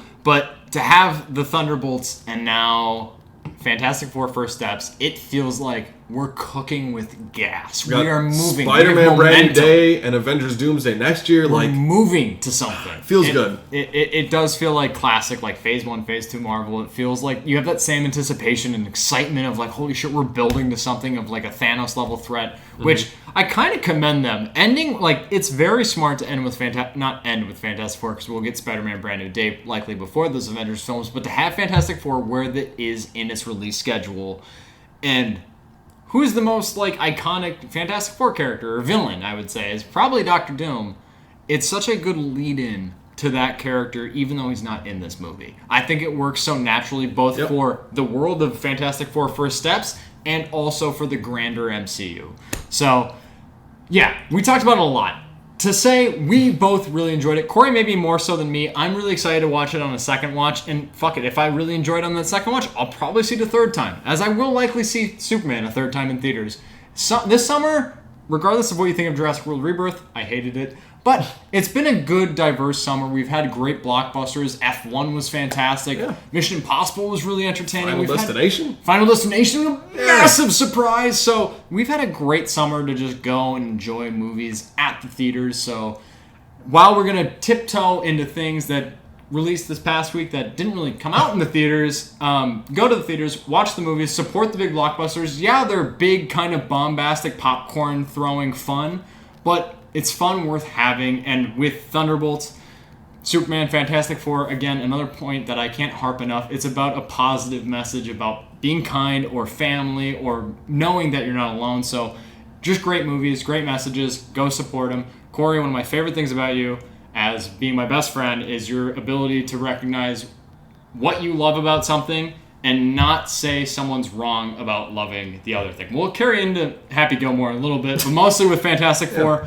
You're really good at presenting points of things that worked for you, but you're willing to understand why they didn't work for me. And that's something that I think with this show, the biggest message I think I have sought out to do, and I'm sure that you've sought out to do, is as a film community, it's good to understand different opinions. If something worked for you, that's your perspective. If it didn't work for you, that's your perspective. But movies work for us on different ways, so Enjoy what you enjoy. Go support the theaters. Go support these big blockbuster movies. Support the middle range theaters, or the middle range movies. Support Together when that comes out. That weird little horror movie that we'll talk about in a little bit. But go get your $75 Galactus popcorn bucket. If you can, if you can find it. That's sweet. Fucking seeing that is so cool. Seeing the photo of it at the theater. They didn't have it at the theater we were at, but they had like on the screen as an option. It was sold out there. It looks great. But again, it's going to be a bit of a shift. We talked about Fantastic Four. Fantastic. Go watch it. Again, pun not intended. It's just my horrible way of speaking. It's a great movie. Go see it.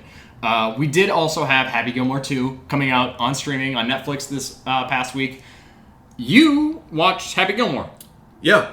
Yep. You don't love Adam Sandler comedies. Where does Happy Gilmore kind of fit within that realm? Even though you're not the biggest Adam Sandler comedy fan, where does Happy Gilmore kind of sit for you? I think it's an interesting one because I rewatched it this week. I hadn't seen it in such a long time. And I just... his comedies have never vibed with me. I think I mentioned last week, I think Adam Sandler is funny. Yeah. I just don't always love how he chooses his comedies because it feels kind of just lazy sometimes. Yeah. But I can't deny that it's such an iconic comedy. And, it's very important for him becoming such a big star. And, just a lot of the bits, my favorite bit from Happy Gilmore is the jackass every time he's driving. Jackass, that's just, there's some things there's some things that work for me in the movie. And I like sports movies a lot. And in the past couple years, I've really gotten into golf and, playing golf a bit more. I'm not good at all. No. I don't really know which clubs to use at certain points, but I have a great time doing it. I had that thought during Happy Gilmore 2. I'm like, how does he know he needs his, iron right now? What wedge do you need? Yeah.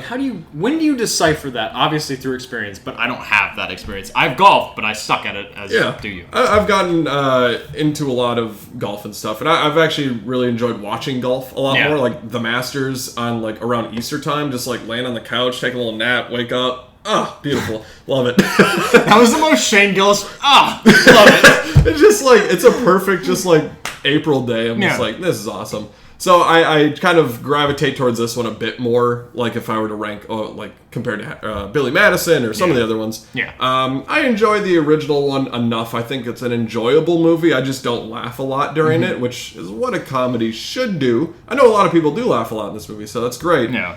The sequel, 29 years later?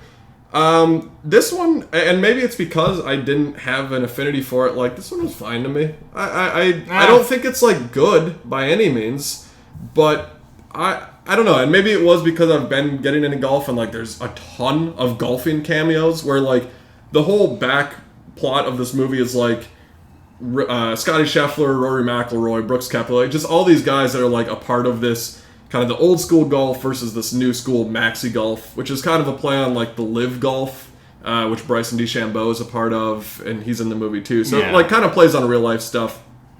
I don't hate that plot point, I guess, because so many people in the real world are golf is so boring. How the fuck did you watch that? It's so dumb. And this organization being yeah, we want to make it more exciting. We want to amp it up and get some things in there to make people watch it more. I'm okay, sure. I can do that. That's fine with me. That. It makes sense. That's whatever. But it's the movie's not. Again, I don't think it's that funny. There's a couple jokes here and there that are fine. Mostly Scotty Scheffler. Scotty Scheffler's great. Just him poking fun at his real world stuff is great. There's a fuck ton of cameos in this. Holy shit. The cast of this movie is everyone. Literally, Travis Kelce, Rob Schneider, Eminem. It's just Post Malone. Everybody. I kind of this is more of nitpicky, but Post Malone doesn't play Post Malone. He plays a different DJ type character within that world. I'm just make him Post Malone at this point. It doesn't matter. Who cares? But that's a nitpick. This movie includes fucking everyone, but not his wife from the first one, because he kills her in the first 5 minutes. Sorry. Spoiler alert if you were really excited for this Netflix release of a legacy sequel to a classic Adam Sandler film. I really do like Happy Gilmore, the first one. It's not a funny movie to me anymore. There's some bits where I kind of chuckle at, but it's never been a funny movie. It's just a movie I grew up on. We had a DVD that had the double feature, I think, of Billy Madison and Happy Gilmore. So those movies have always been synonymous to me for Adam Sandler comedies. Happy Gilmore being my favorite of those two, and just in general, my favorite Adam Sandler comedy. It is so, weirdly well shot, at least looking back at it, which this film does look back at the original a lot. We have a lot of shots from the original film pulled into this movie, and you can see the contrast between something, even in the 90s, a comedy, filmed, versus how a generic movie from Netflix is filmed. It's just so flat nowadays, versus like the pastel, the bright colors, the contrast. It's so beautiful. Not to be like a film snob and push my glasses up and be like, oh, actually, the original is so much better. Things were made with intention then. Now it's, let's make it to make it. Mm-hmm. And this movie does kind of suffer from that, where it's like, I don't know if you guys had a great idea. The whole maxi sports thing annoys me and is grueling to kind of sit through in the movie, but I kind of get it of like, hey, for golfers, how do we make golf more interesting to the average viewer? Which, as someone who didn't love golf, and then you try golfing, and then you have a respect that's formed around those who are good at golfing, because you're like, shit, this is hard. How do you get good at this? So it's an interesting thing of like, how do I separate myself from this movie and like this maxi golf? I don't know. The comedy throughout is hit and then miss, maybe another hit. It's like every like 20 minutes there's a good laugh. Yeah, maybe. There's like a good-ish joke. Yeah. I hate that they kill off, I forget what her character's name, Virginia. Yeah, Julie Bowen, Virginia, whatever. They kill her off in the first 5 minutes as they're reestablishing who Happy Gilmore is nowadays. Like, he's won 6 or 7 gold jackets. Like, he is a golfing god nowadays. But he killed his wife, and now he's left with 5 kids, and now he's an alcoholic, and he's broke. And it's like, wow, you were just jamming us into the start of this movie. What's going on? It's like, all right, whatever, fuck it. He goes to AA with Ben Stiller, who was the orderly in the first movie. Doesn't really make sense that he's like here. I don't mind it. I've seen some reviews where they're like, yeah, Ben Stiller could be cut out of this movie. I 100% agree. But I love Ben Stiller, and his name is Hal in the movie, and his acronym is like helping alcoholics live or something. Yeah. Which, I don't know, that's to me. And he's just got like the handlebar. He's like, oh, what are you doing here? Yeah. Like, oh yeah, you're a disappointment, you're drinking They took him from the first one, and they're like, let's make him a little bit more greasy and a little bit more Western. Like, fuck it, let's do it. I don't know. And it worked, kinda, for me, too, because, like, I love Ben Stiller, too. Yeah. I like some of the build, like, the initial opening of the movie, the first, like, 15 minutes, I hated. Like, I had to watch this movie in spurts. The first 15 minutes, they establish where he's at in this world, and I hate that they killed off Julie Bowen's character, because I'm like, I love her, and I love her in Modern Family, I love her in the first movie, she works great. Oh, she's dead. After all of the first movie, him getting this woman to love him and becoming a couple, she dies in the first 5 minutes of the sequel. What the fuck? It just felt so unnecessary. I then kind of slowly got reintegrated into the story in terms of like him wanting to earn money for his daughter, wanting to succeed in life. I'm like, oh, and like she wants to be good at ballet. She needs to go to this prestigious ballet school in Paris, and like, oh, there's like a line which to focus on specific lines of Happy Gilmore 2 feels so stupid. But like when he's like, oh, actually saying this out loud is gonna be stupid. Oh, the Paris Ballet School is your Boston Bruins, and she's like, okay. What? Like, I need to make money for you to go to this school, as the Boston Bruins were a dream of mine, and I couldn't do it. I need to make sure you can get to this ballet school. So it's just like interesting. Yeah. But that slowly kind of worked on me, and I don't know. There's aspects of this movie overall, like there's some jokes that were like kind of funny and like callbacks to the original that worked.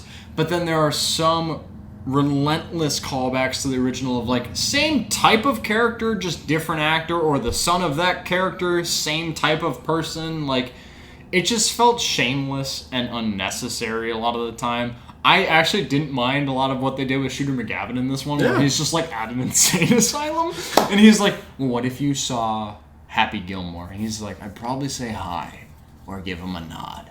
He's like, what if you saw Happy Gilmore wearing a gold jacket? And he's like, I'd probably fucking kill him. And it's just like, okay, like there's stupid aspects of this movie that worked, but it does feel very much of the 2000s like grown-up style Jack and Jill Adam Sandler, Hubie Halloween style Adam Sandler comedies, where I'm like, that's not what Happy Gilmore was. Happy Gilmore was just kind of like a humdrum, discounted, like a guy that was down on his luck, wasn't good at a sport, but he found a calling in something else and he was good at it. And it's a good, like, fun like I associate that movie with summer, and I associate golf with summer, as I'm sure most people do. But it just that movie was so perfect as what it was, and I don't think that this movie fully captured what that first film was set out to do. No, this new movie doesn't need to exist. I would argue that like this one is better than some of the more recent Adam Sandler comedies that I've seen. At least I don't watch like a lot of them, but there's like a little bit more heart here with like the family. He casts his whole fucking family in the movie, so whatever. He casts his 2 daughters and his then wife. His wife is the ballet coach, and the moment she came on screen, I'm like, are you gonna force a romantic connection with your actual real life? That's what wife? I thought too. Yeah, I was like, please fucking don't. Yeah, so I don't know. This one, like, and I think, like I said, because I don't have like a huge connection to the original, this one to me was just okay.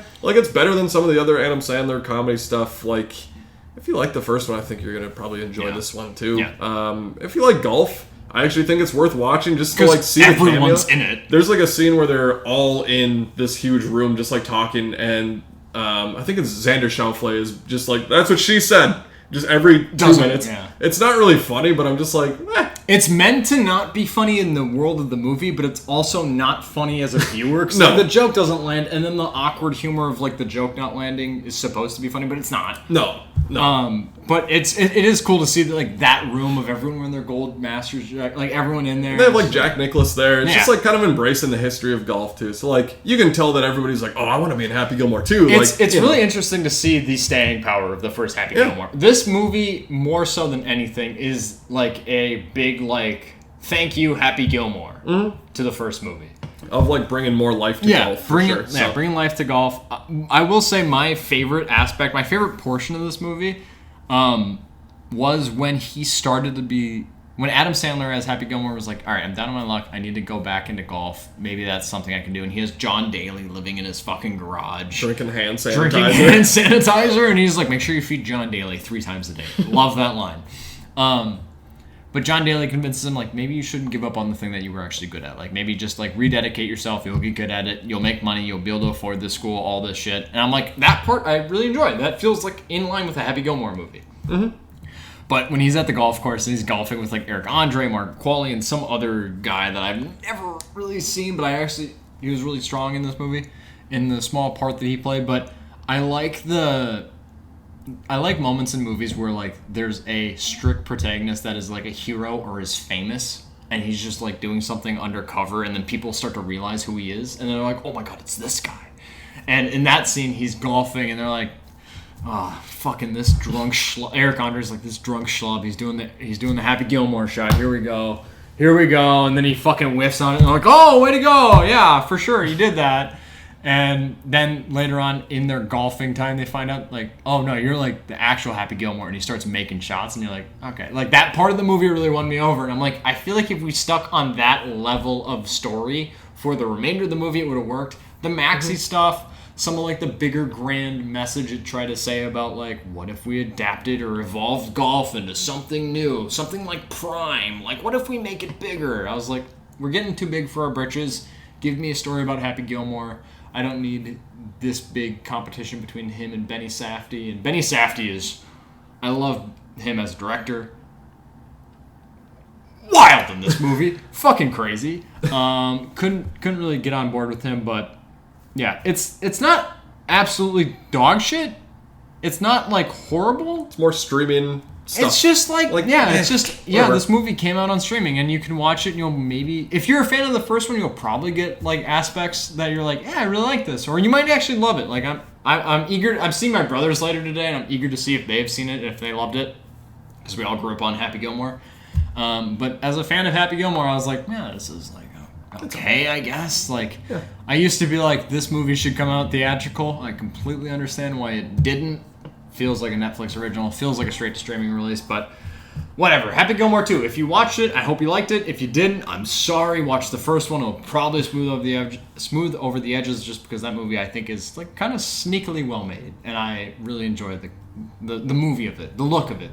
Some of the comedy actually still works, and okay, this is... I was about to wrap it up, but also I do really like the aspect when they get to the cemetery, which I'm like... As a avid film watcher, I'm like, there's a cemetery with all of the characters from the original that have passed away. Sure, okay. But I like when they're just, like, beating each other up, and there's, like, a Bob Barker cemetery, and he's like, game over, bitch. I was like, okay, that kind of worked. Like, there are aspects of this movie that I think will work for you if you're a fan of Happy Gilmore. Mm-hmm. But not super related to the rest of this week, but if you're going to make a Venn diagram of James Gunn's Superman, and last week we had I Know What You Did Last Summer, the intersection point of that Venn diagram is going to be Freddie Prinze Jr. and Sarah Michelle Gellar and James Gunn.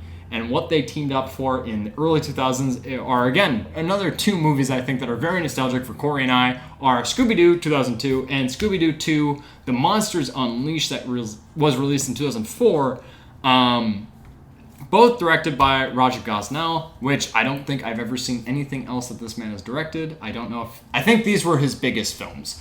But Freddie Prinze Jr., Sarah Michelle Gellar, Matthew Lillard, Linda Cardellini, Rowan Atkinson, and Isla Fisher in that first film. And then in that second film, you get Alicia Silverstone added to the cast, as well as Tim Blake Nelson and Seth Green. These two fucking live-action Scooby-Doo movies have amazing casts. And watched them this past week. My wife really wanted to sit down and start. We're doing, like, as opposed to, like, Christmas in July, we're doing Halloween in July, because, like, that is both her and I's favorite holiday. So we started watching some more, like, spooky-esque movies to get in that mindset, and we watched Scooby-Doo and Scooby-Doo 2, and I love both of these movies. We're not going to go in, like, in-depth on everything, but that first film is just non-stop nostalgia to a T, and then that second film gave us the gift from God himself, which is Linda Cardellini in a skin-tight orange latex suit that made 4-year-old Mason bark at the TV. Not to make me sound like the absolute horrible human and individual that I am, but wow, watching that with my wife was like, wow, she's really good looking in this scene. I'm like, never noticed.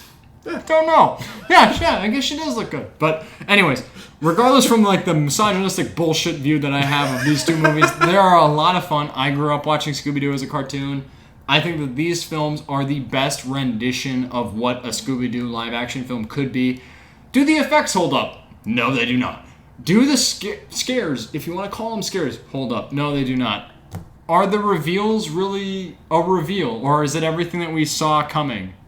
They're everything we saw coming. It's a Scooby-Doo movie. It worked enough, and that's it. So, as a fan of these movies as a kid, I am still a fan of these movies as an adult. I just was in the James Gunn kick, and also seeing Freddie Prinze Jr. and Sarah Michelle Gellar in I Know What You Did Last Summer, rewatching that first film last week. I had a kick for watching these movies, so I watched them this past week, and I still love them. They're still great. They're not the best movies ever made, but no one ever thought that they would be, and they definitely aren't. So I know that you have definitely seen these movies. Oh, absolutely. And I'm sure you share similar thoughts to Linda Cardellini, and that second one especially. And Sarah Michelle Gellar as Daphne. And also, weirdly, when Matthew Lillard gets boobs, I was like, what's going on here? Don't pause and not say anything right now. You said it. I know, but I was hoping you'd be like, oh yeah, he did get tits, and it was really hot. Why would I say that? Well, I don't know. That was just like a selfish thing to help save me. Yeah, I think it was. Anyways, scrolling down. What? I do the memories I have of watching the original Scooby-Doo.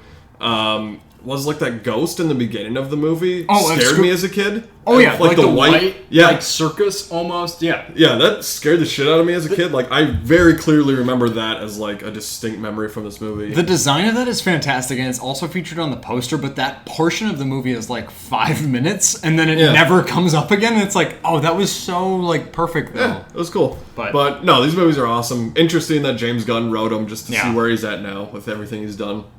But yeah, great casting, like you said, and just enjoyable movies for people of our generation, for sure. Coming out this week, August 1st. Crazy we're into August already, but we've got Together coming out a couple days early on Wednesday, so July 30th. Is there any reason why it's coming out on the 30th? I don't know. I was really interested in that too. I'm like, why not just like save it? Like, there's no holiday coming up, is there? Like, yeah, I don't. Kind of interesting there, but directed by Michael Shanks, so I believe this is his first feature film. And then starring Dave Franco and Alison Brie, who are obviously married in real life.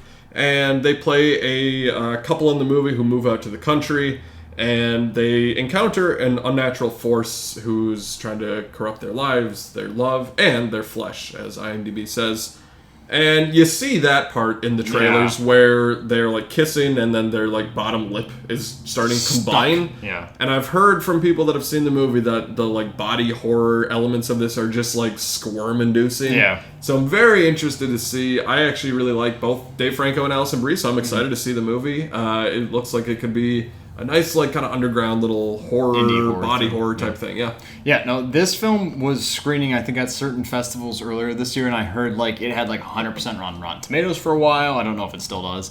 But just the impact that this horror film has already had before it even comes out, I'm already, like, on that ride of anticipation. I'm super stoked for it. It feels like, all right, we had Substance last year. Now we have Together this year. So I'm really excited. I love body horror films in general. The last thing I saw Dave Franco and Alison Brie work on together, I think, was I forget who directed it. It might have been Dave Franco directed a film called The Rental.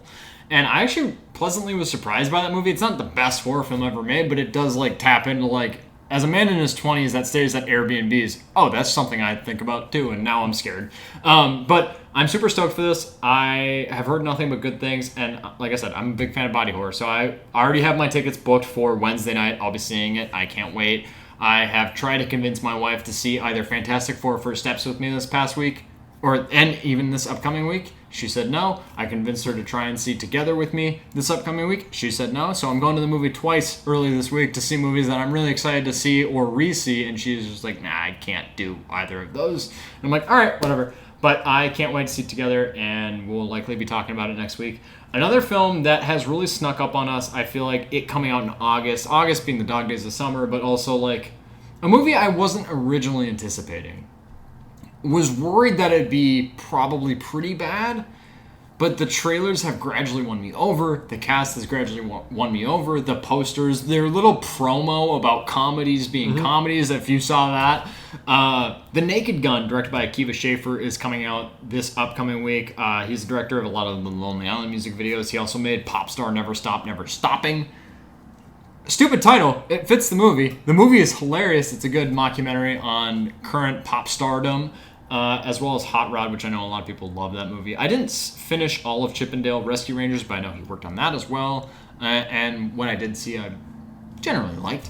But film stars Liam Neeson, Paul Walter Hauser, but more importantly, Pamela Anderson, coming off of her fantastic turn in Last Showgirl from last year. But now doing a comedic performance. And like I said, the trailers have won me over. I have heard relatively good things first reactions-wise in terms of the quality of this film, so I'm super excited. I, for the first time this past year, watched the original film and loved it. I love Nielsen. What's his name? Leslie Nielsen. Leslie Nielsen. Loved him in that movie, and Liam Neeson feels like a natural successor, also in similar portions of their career. So I'm gung-ho, can't wait to watch this. I will be definitely seeing this likely either late Thursday night or maybe Friday. But, Corey, what do you think about Naked Gun? Yeah, I love the original movie, too. Yeah. I've only seen that first one. I know there's 2 other sequels, so I'm going to watch those this week. Do a little homework there. So I'm excited to see this one. Hopefully it captures that same kind of slapsticky, dumb humor vibe. We've seen a couple moments in the trailer that I think do embody that, so I hope it does that throughout the movie. The other big release this week is The Bad Guys 2, which is obviously the sequel to The Bad Guys from, 2-3 years ago? Something like that? I think so, yeah. Which I haven't seen that movie. I know you kind of enjoyed it. I enjoy it. I was never excited enough to go see it in theaters, so I waited until streaming. Me and my wife watched it. We were really pleasantly surprised. The animation is fantastic, so I'm sure I'll like this next one. Yeah. No, it looks... the animation does look cool, like you said, and it looks like they're kind of joining this other group of, like... a female squad of criminals doing one last kind of heist or whatever. So, if you enjoyed the first movie, you got the second one coming out. I at some point may watch both movies. I don't know that I'll see this one in theaters though, just because there's kind of a lot of other stuff to watch this week. But interested in that one. Yeah, I think the first one is definitely worth your time. Jury's still out on the second one. I haven't heard anything good or bad, but I'm sure the animation still follows that same style, so it's probably still good. Good carryover from the first one. But moving into the physical media roundup from this past week, shockingly, I am, as I've mentioned on this show, very impressionable and can be persuaded anyway very easily, as is seen based on what movie is releasing on a given week and what movies I end up buying on a given week. When Jurassic World Rebirth came out, I bought Lost World, and I ended up buying Jurassic Park 3 and now I have those in my collection physically, and I love those movies. With Happy Gilmore 2 coming out, I recognize that I don't have Happy Gilmore in any form on my shelf, so there is a Blu-ray 4K that is coming out, I think, on August 19th this upcoming year, so I am really excited for that. Pre-ordered that. We'll get that in my collection. Rewatching the small little snippet scenes that they carried over from the first Happy Gilmore into Happy Gilmore 2, I was like, God damn, this movie looks so good. In terms of just like visually, it feels like summer. It's very pastel. It's very bright. It has a completely different vibe that we are regularly exposed to, especially with streaming releases, but just movies nowadays. They don't really have that feel anymore. So I'm really excited to add that back to my collection as a movie I grew up with. Yeah, so. And this week we've got a lot of big things coming out. The main one being Thunderbolts, sticking with that Marvel vibe. I have that Steelbook coming. You got the Steelbook. I love the Steelbook. I doubt that will be in stores, but I will definitely get the 4K Blu-ray of that this week. It's always fun to go get a Marvel movie in that first week it releases. Yeah. We've also got a few other movies from this year. The Phoenician Scheme and Rust are coming out. And then we got some older library titles. Billy Madison, kind of going back to the Adam Sandler stuff. That's coming out on 4K. The Golden Child on 4K, which is a very underrated Eddie Murphy comedy. I don't know if you've seen it. I don't even know if I've heard of it. It's pretty funny, actually. Like, I don't know. It's not like a classic like Beverly Hills Cop or 48 Hours for me, but it's pretty good. And then Ace Ventura: Pet Detective on 4K. And To Catch a Thief coming out on 4K as well. So, big week, a lot of options coming out. But Thunderbolts is the one I'm definitely going to be picking up. Yeah. I am so eagerly anticipating that Steelbook to arrive. It says Tuesday. Hopefully it sticks to that, because every time I order something or pre-order something on Amazon, it will shoot me an email the morning of and be like, are you sure you still want this product? And then depending on how quickly I say yes to it, will dictate when I end up receiving it. So I'm like, yes, I want this. I'm so excited, and the Steelbook looks great. So before we get into like a lot of like the big swell of movie news, we're going to kind of touch in on something that we probably should have talked about earlier this July, was our top 10 films of 2025 so far. Corey, I'll let you kind of set the stage. I think we probably start with our number 10, work our way down, as that is the most like pleasing way I feel like to do it. But yeah, our current top 10 films of 2025 to this point, well over halfway through the year. Yeah, and we've reviewed all these movies that we're going to talk about, so we're not going to really go in depth. Yeah. But just a couple honorable mentions this year for me. 28 Years Later, Superman, and Black Bag just missed out on the list as far as my top 10 right now. There's a lot of other movies I like for sure. But for me, going from 10 to 1, I have Ephes, Bring Her Back, F1, Mission Impossible: The Final Reckoning, Final Destination: Bloodlines, The Ballad of Wallace Island, Thunderbolts, Sinners, Warfare, and The Fantastic Four: First Steps is my number 1. Maybe it's recency bias. I was telling Mason before this, like, I think Warfare and Sinners are probably like better movies than Fantastic Four, but I would want to rewatch Fantastic Four more than those. But I think it's been a solid start to the year for sure. I don't know that it's been like a super strong year, just because like those first few months were a little rough, but still a lot of good things in here. I feel like there's, at least in like my 10 here, just like a good mix of like some smaller movies like Ballad of Wallace Island, and then some bigger franchise stuff, some horror original stuff. Some big surprises. Yeah, big surprises, Final Destination, and then just like Ephes, and so a lot of things. Been pretty happy, but excited to see what the rest of the year holds. I feel like a lot of the movies that I've highly anticipated, I haven't been like super disappointed by, so I count that kind of as a win that I had like kind of going into 2025. But in terms of my top 10, number 10 is a movie that has slowly been crawling up my top 10, or my films of the year, my overall ranking, and that is Eddington, which came out this past week, I believe. Again, Pedro Pascal and Joaquin Phoenix, but a great Ari Aster film. So Eddington's my number 10. F1 being a great summer movie at number 9. I have at number 8, The Ballad of Wallace Island, which I was really happy. I saw that first, but I'm happy that you eventually sought it out and saw it, and that we've kind of aligned on that movie being just such a great crowd pleaser of a film. At number 7, I have Thunderbolts. Number 6, I have Sinners. Watch Sinners if you haven't. One of my cousins came up to me at like a family gathering. He was like, I haven't been able to watch a lot of movies because I have a new baby, but I watched Sinners 3 times this past week, and I'm like, perfect. People love that movie. People love that movie, and it's fantastic. Love it. And I will listen to that score and work out. It is fantastic. So Sinners is number 6. 5, I have Warfare. 4, I have Superman. 3, Ephes. 2, Black Bag. And 1, The Life of Chuck, which is probably the movie that you and I probably disagree the most on. But The Life of Chuck has been the movie that has made me want to be the best person I possibly can be. And also is the movie that, at random stints, I almost felt like crying or did cry. So Life of Chuck is far and away my number 1 film of the year.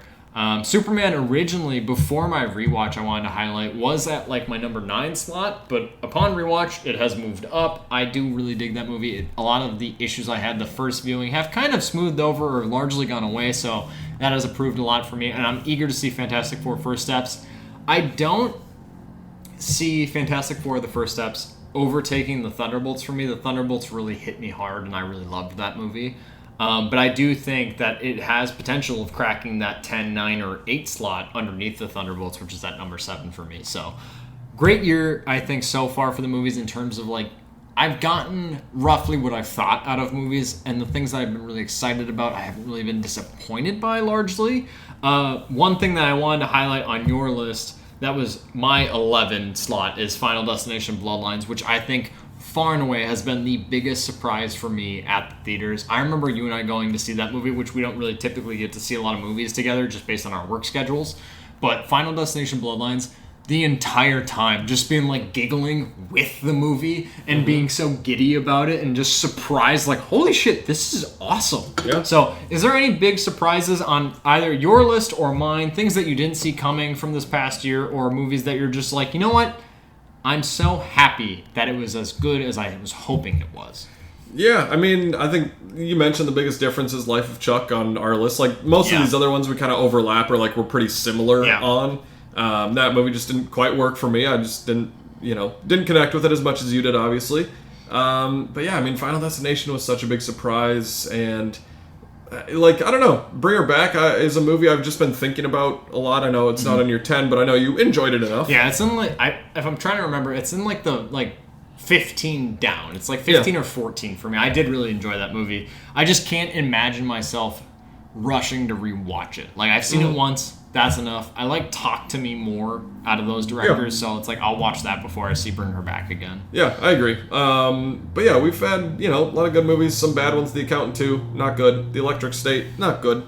Happy Gilmore 2, kind of down there a little bit. I didn't watch that. Yeah, you don't need to watch that one. So, I'm excited though. Like, Weapons we get in a couple weeks, I can feel like that may crack the top 10 if it sticks the landing. So hopeful. That is my most anticipated, I think, for the rest of 2025. Not even this summer. I can't wait. The trailers have been so eerie. Zach Cregger making Barbarian, and I really enjoy that movie. It is such a ode to classic horror films, and I'm so eagerly anticipating the release of that film, and I will be seeing that opening day. But we have a good kind of like rest of the year to look forward to. We got Wicked for Good coming out later this year too, that I'm really stoked about, because the first Wicked was in my high top 5 of last year, and every time I'm able to talk to someone that's like, I saw Wicked and I didn't think I'd like it and I loved it, and I'm like, that's really fucking cool to see people be exposed to something that really just, like, as a film fan, opens them up to maybe other films that they wouldn't typically be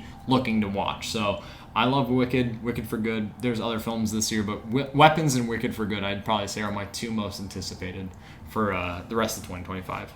But moving into actual movie news from this past week, we're going to start off on a sad note, and also just kind of like a weird note. I feel like every year in the past 5 years, we've gotten updates in terms of like current celebrities passing, and it's just like kind of a culture shock. Like when Betty White passed, it was just like weird. It's so odd to kind of exist in a world without Betty White now, because all of my life to this point has been Betty White being around, and the Golden Girls, and Her in the Proposal. I don't know why Her in the Proposal is such like a consistent thing for me, but I watched that movie a lot growing up. Sadly, we had a number of celebrity passings this past week. We had the passing of the legendary Ozzy Osbourne at the age of 76. I believe he passed away from complications due to Parkinson's. We also had a passing of Hulk Hogan at age 71, due to complications or cardiac arrest. And Malcolm Jamal Warner, best known likely for his reoccurring portrayal within the Cosby Show. He passed away at age 54. He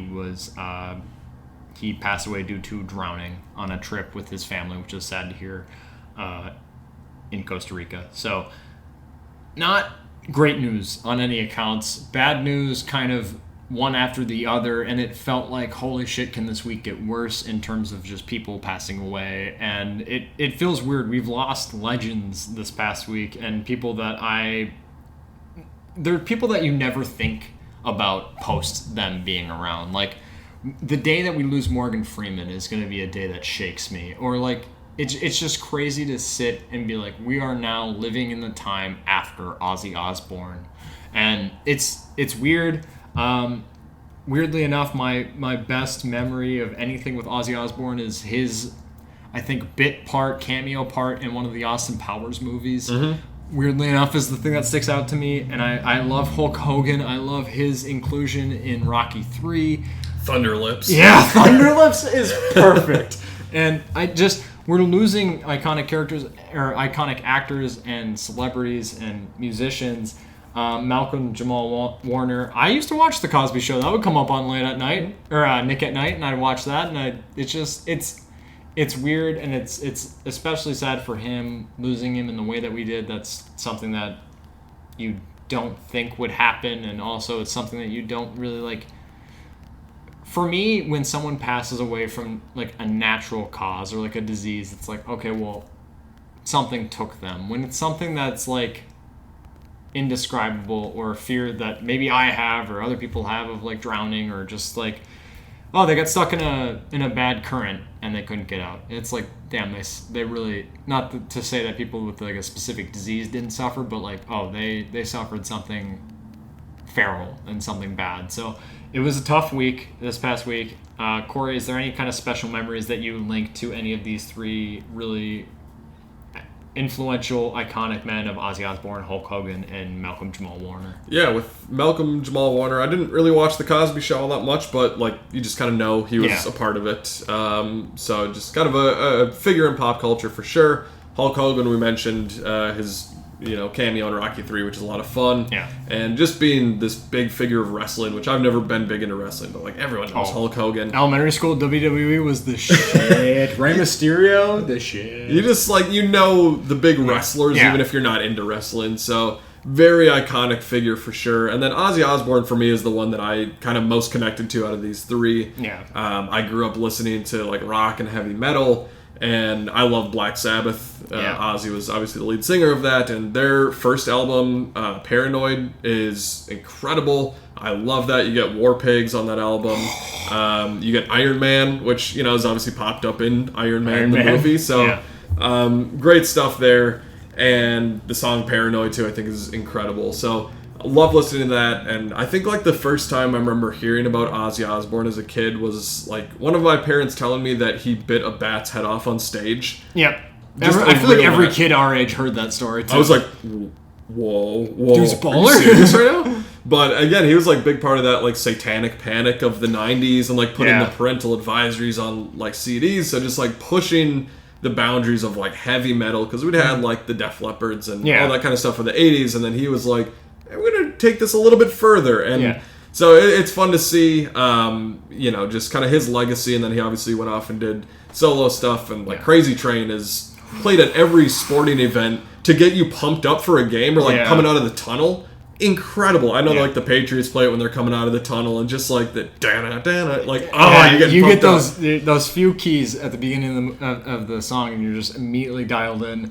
It's interesting also looking at his legacy, because like obviously he's known for his metal work, but like I feel like I wasn't exposed to that as much. Like obviously we grew up in the 2000s, so we didn't get like Ozzy in his prime in his music and in Black Sabbath and his solo stuff. We just got him as more of just like kind of a casual peace bearer. He was just like a good soul, it felt like. So it is really bittersweet to see a lot of these passings, and it's odd. It's weird, again, to think life after something or after someone existing. And I don't love it, but sadly we lost Ozzy Osbourne, Hulk Hogan, and Malcolm Jamal Warner this past week. So it's a weird week. It felt weird with every development we got from either of those three stories. But it's sad to say, but thankfully all of these three people have infected and been a part of a lot of people's lives, so they'll likely carry on. Their legacies will likely carry on past their lives. So. Yeah, I've been listening to a lot of Ozzy this past week. Yeah, it's been great. So they can be remembered through their work, which is a great thing. Shifting now, we did have Comic-Con going on this past week. Not like a ton of big announcements like previous years. This is one of the more kind of subdued. A lot of things that we knew about, but just maybe getting updates or new trailers for. Yeah, a lot of the major studios kind of sat out of this Comic-Con. Marvel, Disney, didn't do DC. A ton of stuff this year. We did have DC a little bit. They did a Peacemaker Season 2. Got a new trailer for that, which I enjoyed. They're doing this alternate dimension thing in the new season, which I don't know how I feel about that. Yeah. I'll reserve judgment until I see it. But then we had Disney. They released a new trailer for Percy Jackson and the Olympians Season 2, which I loved reading the books as a kid. They're very nostalgic for me. I love the Greek mythology. I just think it's really cool. And that first season I think was okay. I think some of the cast is good. I'm curious to see a Season 2. And then just a couple other trailers we got out of Comic-Con. Predator Badlands, we got a new one. Just see a little bit more of the story of Elle Fanning kind of as this android. And then Five Nights at Freddy's 2, which I think the first one's okay. I know you don't really care for it. I think watching that movie. Again, it's sort of an entry-level horror movie, so I'm okay with it in that sense. It's just very mass appeal, typically. It's very typical horror schlock. It's just cliche ridden and all that shit, but love seeing Josh Hutcherson being in stuff. That's great. But the big trailer I wanted to talk about this week was Avatar Fire and Ash. Obviously it played before the Fantastic Four, kind of like the Odyssey before Jurassic World Rebirth. I love that they're bringing that back. It's exciting. A big monumental trailer for a movie that we're highly anticipating. Let's put that in front of a big blockbuster. I love the pull of that, of going to the theaters to watch a trailer, or even for people that don't go into a movie knowing that and getting the surprise of all right, well, they already did the AMC Coke ad. Why is there another parental guidance coming up? Why is it green again? Why am I getting that green screen? Oh, it's the Odyssey. Or something like that. And we got Avatar Fire and Ash, which I completely forgot about until when we saw Fantastic Four First Steps. We were waiting in the lobby, and then you mentioned, we'll get the trailer. I was like, oh, fuck, yeah, we will. I forgot about that. Because there was press screenings for Fantastic Four earlier this week, and some of the critics that I watch, they said that before it, they played the trailer on an hour loop before the movie in 3D. So they gave them 3D glasses, just played the trailer, which is 2 to 3 minutes. Yeah. And just watching did that 20 times. Yeah, and they're all right, movie starts in an hour. This is going to be playing in 3D for a while, which I've never really heard of that happening at, we've never been to a press screening, obviously, but, I've just never heard anybody mention that. Yeah. I think the trailer looks cool. I mean, it looks like more of Avatar stuff. There's not, a lot of story stuff to dig into. It's just, visually, it looks great, and there's more of the fire and kind of lava, volcano stuff you see in this one, but you see more of them just flying through Pandora and these other lands, which I'm cool with that. I wish we were just doing this trilogy of Avatar movies, and then 5. James Cameron could move on, because this has been the last 30 years of his life or whatever, working on this. But I still am excited. I enjoy the first 2 movies enough, and I'm excited to see this one too. Yeah, Avatar Fire and Ash was definitely the takeaway big trailer for this past week for me too, seeing it in theaters. And like you said, you get a lot of the visual aspects of Avatar that you come to expect of wow, this looks awesome. I can't wait. And I'm sure that this film is going to offer up a lot of world building similar to The Way of Water, except now we're getting a new fire tribe and kind of how are they somewhat of an antagonist to the current Na'vi and all that. So I'm excited. I overall like the franchise. The first one has been kind of become something nostalgic for me. Second one overall I enjoyed. It is kind of a bittersweet thing of we get a semi-good sci-fi epic movie every couple of years or every other year or whatever from James Cameron, but it's I wish James Cameron would do something else for a little bit. So getting 5 of these isn't the thing I'm the most excited about. I am still going to see Fire and Ash probably with you, probably with the same group of guys that we saw Fantastic Four First Steps, because as the trailer was going, Aiden leaned over to me and he's like, we're seeing that together, right? Like, all four of us, can we have an excuse to go see that? Because my wife's not going to want to see that with me.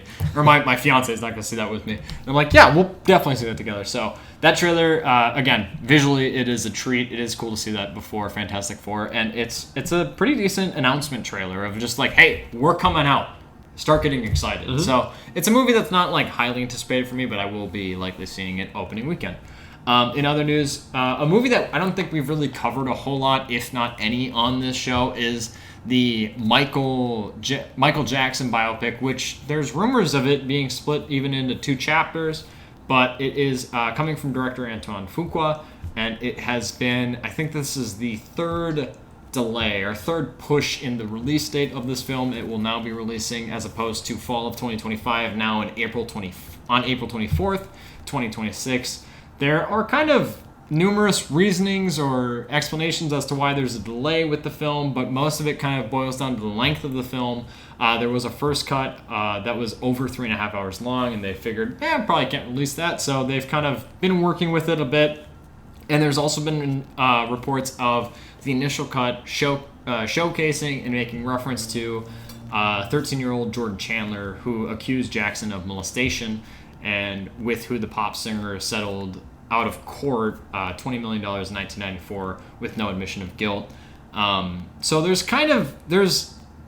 filmmaking reasons as to why this movie hasn't been released yet and why it's getting pushed, and maybe it will get released in 2 chunks and all that. And there's also the backstory of what do you cover in a Michael Jackson biopic? Do you focus on Michael Jackson as the prolific pop singer and the icon that he was, or do you focus on maybe the whole story, get it kind of not necessarily just like the good things, but also some of the most detrimental, if not fully proven, but detrimental things to his legacy?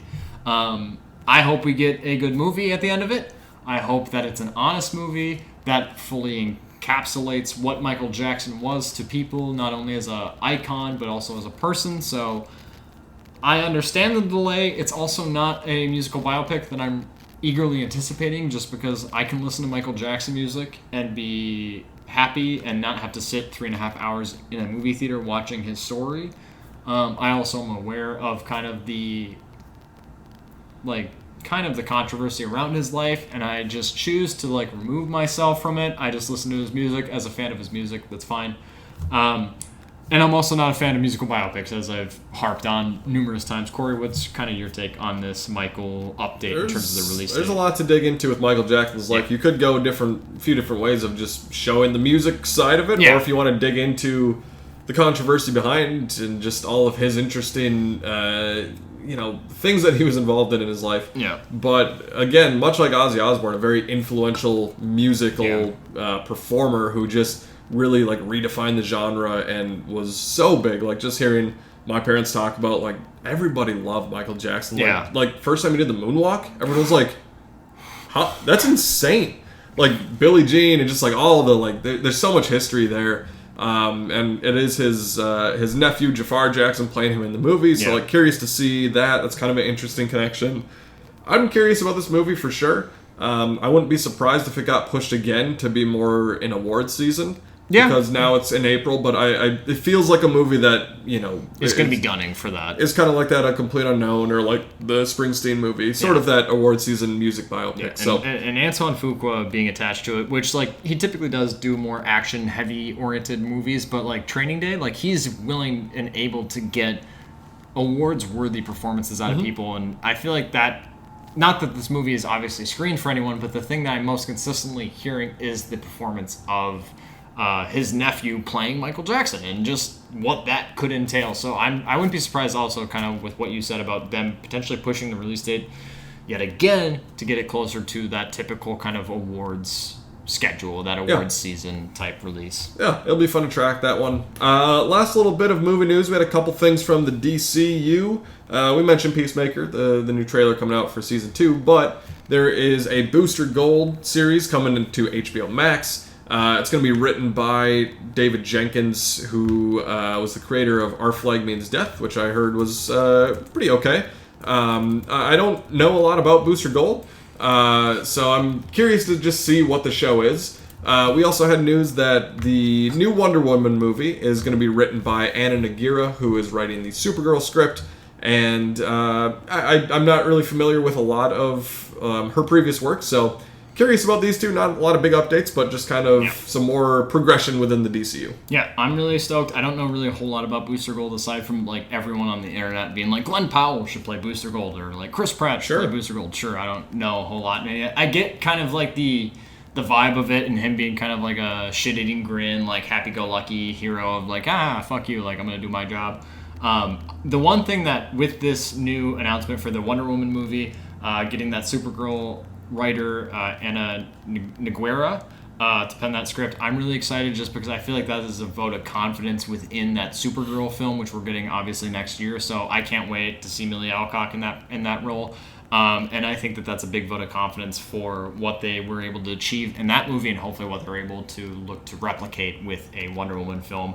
I'm also eager to see, because like the first Patty Jenkins Wonder Woman movie in 2017 really worked for me for the most part, and I was blown away. I'm eager to see how they make it distinct and different in this new DCU when we're 8 years removed from that first Wonder Woman movie, and how are we going to make it different and refreshing. But regardless, it was a big week. We have a big week to look forward to.